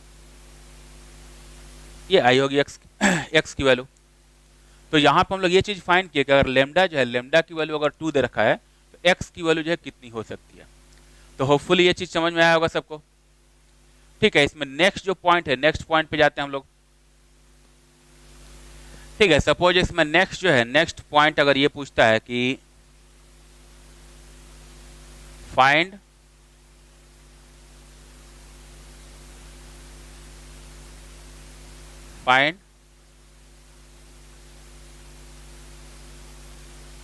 f of fx at x equal to 2। Suppose ऐसा चीज पूछ रहा है, इसको जो है, ये जो हम लोग टर्म डिफाइन किए हैं, इसको ऐसे भी लिखा जाता है f o f, function of fx, function of fx, f of fx। ये जो है, ये केवल अगर मैं इसको डिफाइन करूं तो फंक्शन ऑफ x एंड ये क्या हो जाएगा, फंक्शन ऑफ fx। अगर यहाँ पे एफ और एफ अगर डिफाइन करना हो x इक्वल टू 2 के लिए तो कैसे फाइंड करेंगे? तो अब इसको फाइंड करने के दो तरीके हैं। एक तो तरीका ये है कि जो x की वैल्यू दी हुई है उस x की वैल्यू को सीधे यहाँ प्लेस करें एंड फिर यहाँ से ये पहले वैल्यू कैलकुलेट कर लिया जाए एंड फिर उसको जो जो आउटपुट आया अब इसके लिए क्या हो जाएगा, वो इनपुट हो जाएगा एंड फिर दोबारा से उसको जो है इनपुट को प्लेस करें एंड आउटपुट फाइंड करें। दूसरा तरीका यह है कि इधर से कैलकुलेट करना स्टार्ट कर सकते हैं कि पहले इस फंक्शन का रोल को इस फंक्शन को यूज कर लिया एंड देन इस फंक्शन को यूज किया। चलो दोनों मेथड्स यहाँ पे देखते हैं। जैसे हम लोग फर्स्ट मेथड की बात करें, मेथड 1, पहले मैं यहां से इधर से कैलकुलेशन स्टार्ट करता हूं, यानी कि पहले इस फंक्शन को यूज करूंगा एंड फिर इस फंक्शन को ओपन करूंगा। ठीक, इसको पहले सबसे आउटर मोस्ट को पहले यूज करेंगे फिर अंदर वाले को यूज करते जाएंगे। ठीक, तो एफ ऑफ एफ एक्स ये हम लोग को चाहिए। अब यहाँ पे जो f फंक्शन है, जो f फंक्शन उसकी प्रॉपर्टी क्या है कि f फंक्शन के अंदर जो भी इनपुट हम लोग प्लेस कर रहे हैं वो इनपुट स्क्वायर हो रहा है एंड फिर 2 टाइम से उसको मल्टीप्लाई करके उसमें ऐड कर रहे हैं। स्क्वायर करना है एंड फिर 2 से मल्टीप्लाई करके दोनों को ऐड करना है। तो 1 प्लेस करेंगे तो 1 स्क्वायर प्लस 2 इंटू 1, 2 प्लेस करेंगे तो 2 स्क्वायर प्लस 2 इंटू 2, 3 प्लेस करेंगे 3 स्क्वायर प्लस 2 इंटू 3, 4 प्लेस करेंगे 4 स्क्वायर प्लस 2 इंटू 4। तो यहाँ पे अगर मैं एफ एक्स प्लेस करूंगा तो F x square plus 2 into F x, यही होगा ना जी। तो यहाँ पे वही किया कि x की जगह पे इस रिलेशन में x की जगह पे मैंने एफ एक्स पुट कर दिया, इसमें जो है x की जगह पे मैंने पूरा एफ एक्स पुट किया। तो क्या ये इसका आउटपुट हो जाएगा एफ एक्स का square plus 2 into F x. समझ में आता है जी? और कुछ नहीं किया, यहाँ पे x जो था x के जगह पे एफ एक्स मैंने रिप्लेस कर दिया, क्योंकि यहाँ पे इस फंक्शन के अंदर x की जगह पे क्या प्लेस किया हुआ है, एफ एक्स प्लेस किया हुआ है। ठीक, अब जो एफ एक्स है ये हम लोग को पता है एफ एक्स कितना है, एक्स स्क्वायर प्लस 2x। अब यहाँ पे इसको जो है एक्सपेंड करेंगे, ये हो जाएगा एक्स स्क्वायर प्लस 2x का whole square and plus 2 into x square plus 2x। तो अब ये पूरा का पूरा एक्सप्रेशन जो है x के फॉर्मेट में आ गया एंड अब यहाँ पे x की वैल्यू जो दी हुई है उसको पुट कर सकते हैं। तो x की वैल्यू कितनी दी हुई है, 2 के इक्वल, तो 2 प्लेस करते हैं। तो दैट इज इक्वल टू, यहाँ पे 2 प्लेस किया तो 2 का स्क्वायर प्लस 2 इंटू 2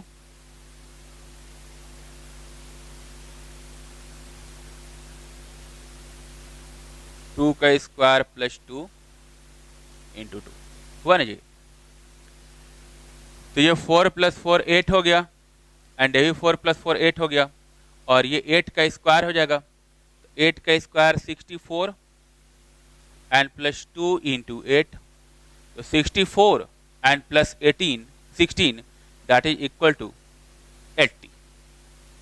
तो इसकी वैल्यू जो है 80 आई होगी। तो ये एक तो हम लोग का फर्स्ट वे हुआ कि जैसे इसको पहले आउटर फंक्शन को यूज किए फिर अंदर वाले फंक्शन को यूज किया एंड फिर फाइनली वैल्यू जो है पुट कर दिया। इसका रिवर्स जो है रिवर्स भी जा सकता है। रिवर्स मेथड ज़्यादा कन्वीनियंट है, इजी है कि पहले जो x की वैल्यू दी हुई है उस x की वैल्यू को ही प्लेस कर देते हैं, x की वैल्यू को ही पुट कर देते हैं। तो यहाँ पे x की वैल्यू क्या दे रखा है 2, तो पहले इस 2 को यहीं प्लेस कर दो एंड फिर इसकी वैल्यू फाइंड कर लो। इसका जो आउटपुट होगा इसके लिए इनपुट हो जाएगा एंड फिर उसका आउटपुट फाइंड कर लो। तो in second approach method 2, F of f2 पहले 2 पुट कर दिया, x की वैल्यू सीधे यहाँ 2 पुट प्लेस कर दिया। x की वैल्यू जब 2 प्लेस करेंगे तो f2 यहाँ पे 2 प्लेस करो तो f2 कितना हो जाएगा, 2 का स्क्वायर 4 प्लस 2 इंटू 2, 4 प्लस 4 ये 8 हो जाएगा। तो दैट इज इक्वल टू,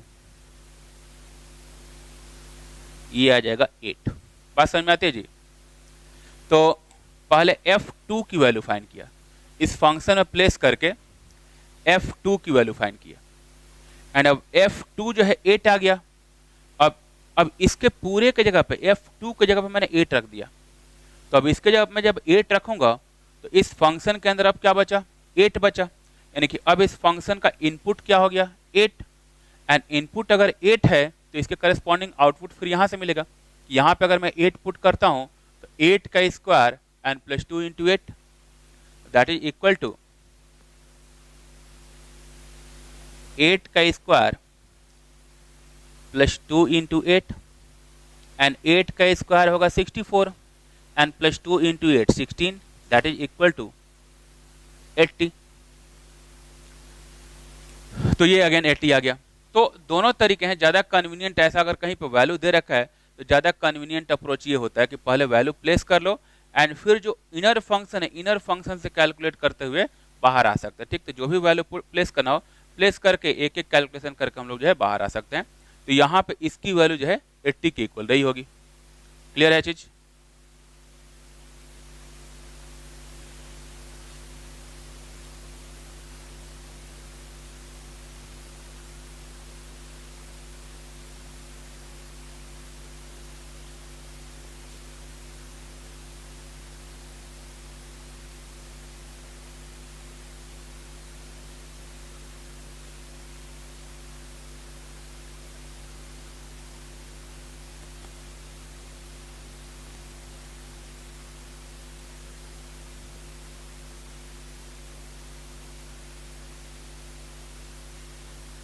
ठीक है, नेक्स्ट पॉइंट पे जाते हैं। इसमें सपोज ये अगर दे रखा है, मान लो कि इसी में अगर ये पूछ दिया कि find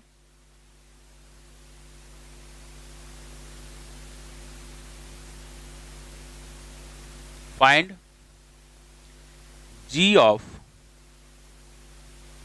fx at x equal to 1, g of fx at x equal to 1, suppose ये पूछ रहा है। तो g ऑफ fx का मीनिंग क्या है कि जो g फंक्शन है, g फंक्शन का इनपुट ऑफ fx फंक्शन हो गया, पूरा का पूरा fx फंक्शन जो है g फंक्शन का इनपुट हो गया। एंड इसको रिप्रेजेंट करने का एक दूसरा भी तरीका होता है, इसको कई जगह पे जो है बुक्स में ऐसे लिखा रहता है GOF, यानी कि g फंक्शन के अंदर ये f फंक्शन है, g फंक्शन का इनपुट जो है f है, तो g ऑफ fx। ठीक, तो g ऑफ fx एंड इसकी वैल्यू किसके लिए फाइंड करना है, x इक्वल टू 1 के लिए। तब इसको कैलकुलेट करना है तो क्या करेंगे, जैसे अभी मैंने बताया था, directly x equal to 1 put करो यहाँ पे। तो at x equal to 1 g of fx is equal to g of f1, ये होगा ना जी। यहाँ पे x के जगह पे मैंने 1 प्लेस कर दिया, एंड अब अगर x की जगह पे 1 प्लेस किया तो ये जो 1 है इस f का इनपुट है, और इस फंक्शन, ये जो फंक्शन है, इस बॉक्स का प्रॉपर्टी क्या है कि इसके अंदर जो भी रखेंगे वो स्क्वायर होकर बाहर जाएगा और 2 से मल्टीप्लाई होकर ऐड होगा। तो जैसे ही 1 प्लेस किया तो स्क्वायर होकर बाहर जाएगा और 2 से मल्टीप्लाई होकर ऐड होगा। तो 1 प्लेस किया तो 1 का स्क्वायर 1 एंड प्लस 2 इंटू 1, तो 1 प्लस 2 कितना हो जाएगा जी, 3। ये हो गया G3, एंड अब F1 की वैल्यू 3 आ गई, लेकिन ये जो 3 है इस बार G का इनपुट है, एंड G एक अलग फंक्शन है, G एक अलग प्रॉपर्टी है। ये रिलेशन क्या है, G का रिलेशन ये बोलता है कि इसके अंदर इनपुट जो भी प्लेस करेंगे वो स्क्वायर रूट के साथ बाहर जाएगा, यानी कि 1 प्लेस किया तो स्क्वायर रूट ऑफ 1, 2 प्लेस किया स्क्वायर रूट ऑफ 2, 3 प्लेस करेंगे तो square root of 3।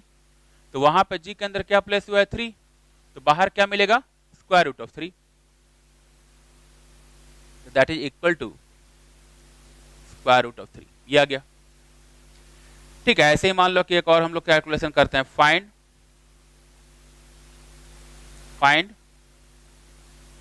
f of gx at x equal to 2, f of gx at x equal to 2। अब यहां पे क्या है कि जो फंक्शन f फंक्शन है, f का इनपुट जो है g फंक्शन हो गया, तो जी एक्स इसका जो है इनपुट है एंड एक्स इक्वल टू किसके लिए, 2 के लिए, 2 के लिए हम लोग को फाइंड करना है। तो अब अगेन इसकी वैल्यू पुट करते हैं, एक्स इक्वल टू 2 के लिए कैसे कैलकुलेशन करेंगे, तो एट एक्स इक्वल टू 2 सबसे पहले यहां पर 2 प्लेस कर देते हैं, एफ ऑफ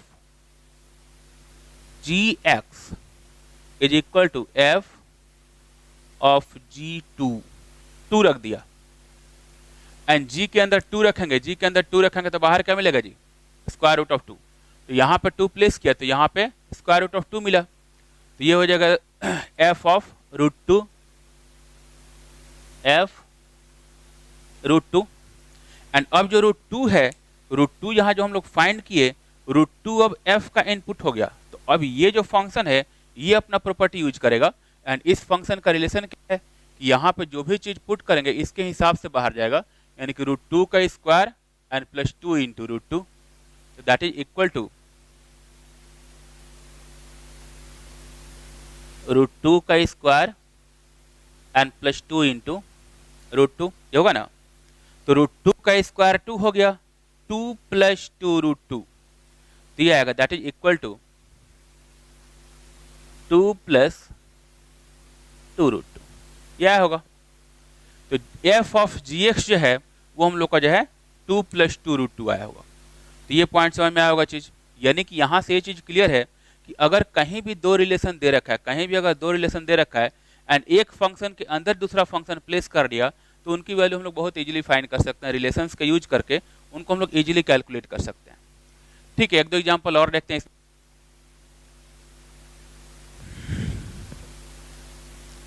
नेक्स्ट मान लो कि ये कैलकुलेट करने को बोल रहा है कि फाइंड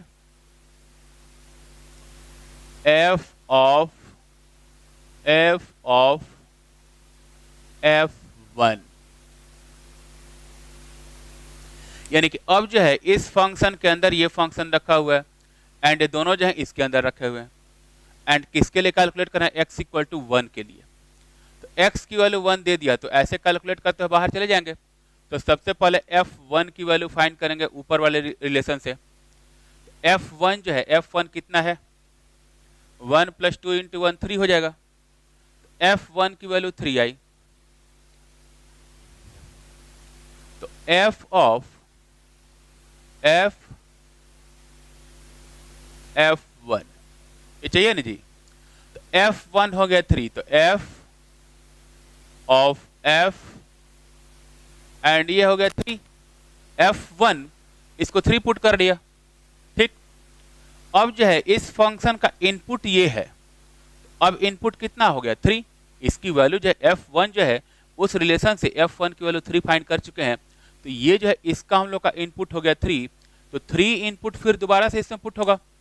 तो 3 जब प्लेस करेंगे तो कितना होगा, 3 का स्क्वायर एंड प्लस 2 इंटू 3, 3 का स्क्वायर कितना 9 एंड प्लस 2 इंटू 3, 2 इंटू 3 6, तो 9 प्लस 6 कितना हो जाएगा 15। तो ये जो है f3 की वैल्यू आ जाएगी 15, ये हो गया 15 एंड अब इस फंक्शन का इनपुट 15 हो गया, तो यहां पे फिर से 15 पुट करेंगे, तो 15 प्लेस करेंगे तो 15 का स्क्वायर एंड प्लस 2 इंटू 15, ये होगा ना, दैट इज इक्वल टू 15 का स्क्वायर एंड प्लस 2 इंटू 15, जाएगा ना जी। तो 15 का स्क्वायर 225 एंड प्लस 2 इंटू 15 30, तो 225 and plus 30 that is equal to 255, तो 255 इसका आंसर आया होगा। तो f ऑफ f1 जो है दैट इज इक्वल टू 255, समझ में आया होगा ये सबको। ठीक है, ठीक है, एक लास्ट कैलकुलेशन और कर लेते हैं इसमें। फाइंड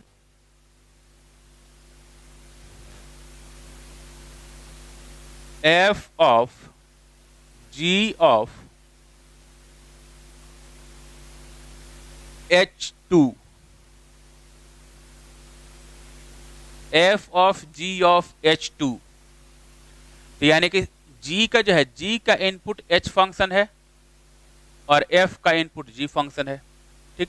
एंड सबसे इनर इनपुट जो है यहाँ पे वैल्यू जो है वैल्यू दे रखा है 2, तो सबसे पहले h2 क्या होगा ये फाइंड करेंगे। तो h2 यहाँ से आएगा, h2 कितना हो जाएगा 1/2। तो यहाँ पे अगर वैल्यू पुट करें तो 1/, यहाँ पे अगर 2 प्लेस करेंगे तो 1/2 के इक्वल आएगा, क्योंकि h फंक्शन का प्रॉपर्टी क्या है कि इसके अंदर जो भी इनपुट प्लेस करते हैं उसका रेसिप्रोकल बाहर जा रहा है। तो 2 पुट करेंगे तो 1/2 बाहर, 3 पुट करेंगे 1/3 बाहर, 4 पुट करेंगे 1/4 बाहर। तो यहाँ पे जो भी इनपुट प्लेस करेंगे उसका रेसिप्रोकल बाहर जाएगा। तो f ऑफ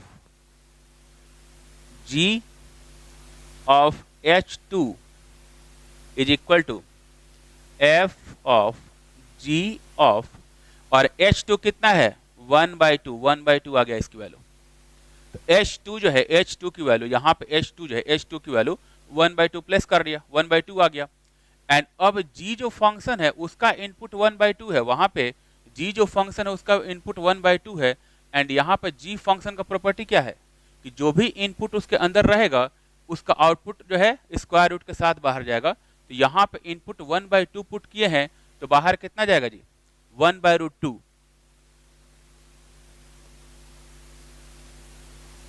तो ये हो गया 1/√2, ठीक है। तो g of 1/2 is equal to 1/√2। And अब जो 1/√2 है ये हम लोग का f का इनपुट हो गया, f फंक्शन का इनपुट हो गया। तो f फंक्शन में इस इनपुट को प्लेस करेंगे तो ये इसके हिसाब से बाहर जाएगा, आउटपुट होगा। तो 1/√2 का whole square plus 2 into 1/√2 that is equal to 1/√2 का होल स्क्वायर प्लस 2 इंटू 1/√2, ये होगा ना। अब ये 1/2 हो गया और ये √2 से ये √2 times cancel, that is equal to 1/2 and plus √2, ये आंसर आया होगा। कोई दिक्कत इसमें? ठीक है, क्लियर है पॉइंट। तो यहाँ पे इस एग्जाम्पल के थ्रू हम लोग ये देखने का ट्राई किए कि अगर बहुत सारे रिलेशंस दे रखे हैं एंड उन रिलेशंस के थ्रू कुछ क्वांटिटीज को आपस में रिलेट किया हुआ है, तो उन क्वांटिटीज में एक की वैल्यू दी हुई है तो दूसरे की वैल्यू कैसे फाइंड करेंगे, या उन फंक्शंस को आपस में रिलेट किया हुआ है तब कैसे वैल्यू फाइंड करेंगे, उस क्या क्या वैल्यूज पूछ सकता है, कैसे जो है फंक्शंस को आपस में रिलेट कर सकता है। तो सारा वेरिएशन जो हो सकता है वो सारा कुछ हम लोग यहाँ पे देखने का ट्राई किए हैं, ठीक। तो होपफुली ये एग्जाम्पल जो है ये फंक्शन का एग्जाम्पल समझ आया होगा। ठीक है, नेक्स्ट एक और एग्जाम्पल देखते हैं इसमें।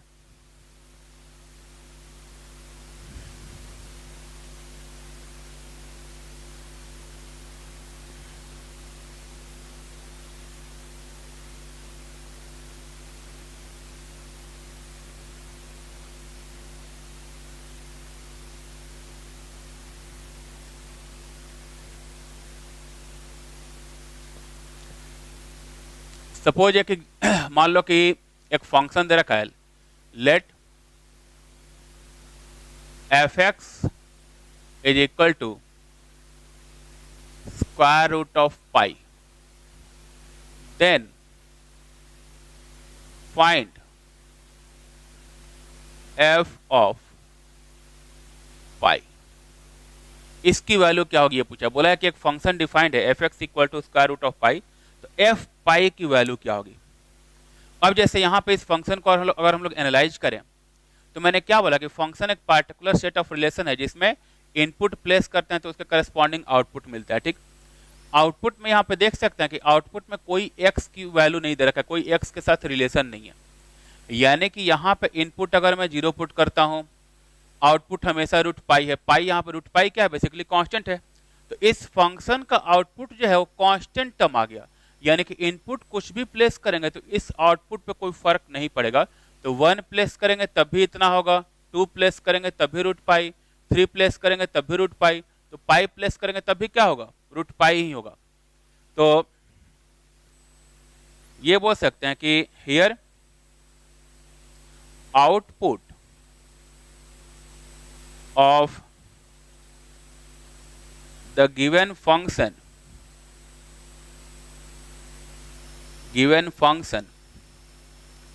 is constant. Output of the given function is constant. That means f1 will be equal to square root of pi, f2 will be equal to square root of pi, f3 will be equal to square root of pi. Similarly, f pi will be equal to square root of pi. तो चाहे यहाँ पे input कुछ भी, ऐसे function में input कुछ भी चेंज कर लें, आउटपुट पे कोई फर्क नहीं पड़ेगा. एंड वैसा फंक्शन जिसका आउटपुट फिक्स हो, those are called constant functions. ठीक, तो जिनका आउटपुट फिक्स हो उनको बोलेंगे कांस्टेंट फंक्शन. तो here output of the given function is constant and it is called constant function. ठीक, वैसा फंक्शन जिनका आउटपुट फिक्स हो उनको बोलेंगे कांस्टेंट फंक्शन. ठीक है, तो ये क्लियर होगा सबको ये चीज. तो फंक्शन जो है, जहां तक फंक्शन मैंने स्टार्ट किया था, फंक्शन का जो बेसिक पॉइंट है, फंक्शन का जो बेसिक ओवरव्यू है, वो मैंने यहाँ पे बताने का ट्राई किया है. तो जहां तक फिजिक्स की बात है, फिजिक्स में जो फंक्शंस का इन्वॉल्वमेंट है, फिजिक्स में फंक्शन का जितना हम लोग को रिक्वायरमेंट है, इन बेसिक पॉइंट्स को अगर याद रखें, इन बेसिक पॉइंट्स को समझ लें, तो इससे जो हम लोग का फंक्शन तक का जो काम है वो हो जाएगा. तो फंक्शन में अभी फिजिक्स में हम लोग इतना ही पढ़ेंगे. इसके अलावा इसमें और बाकी क्या क्या हम लोग मैथमेटिकल टूल्स देख सकते हैं, उन पॉइंट्स को हम लोग जो है आगे डिस्कस करेंगे. तो ये हम लोग का पूरा सेक्शन जो है, ये हम लोग का फंक्शन जो है, फंक्शन को जो है कंक्लूड करता है. तो होपफुली जो है इतना पॉइंट जो है समझ में आया होगा.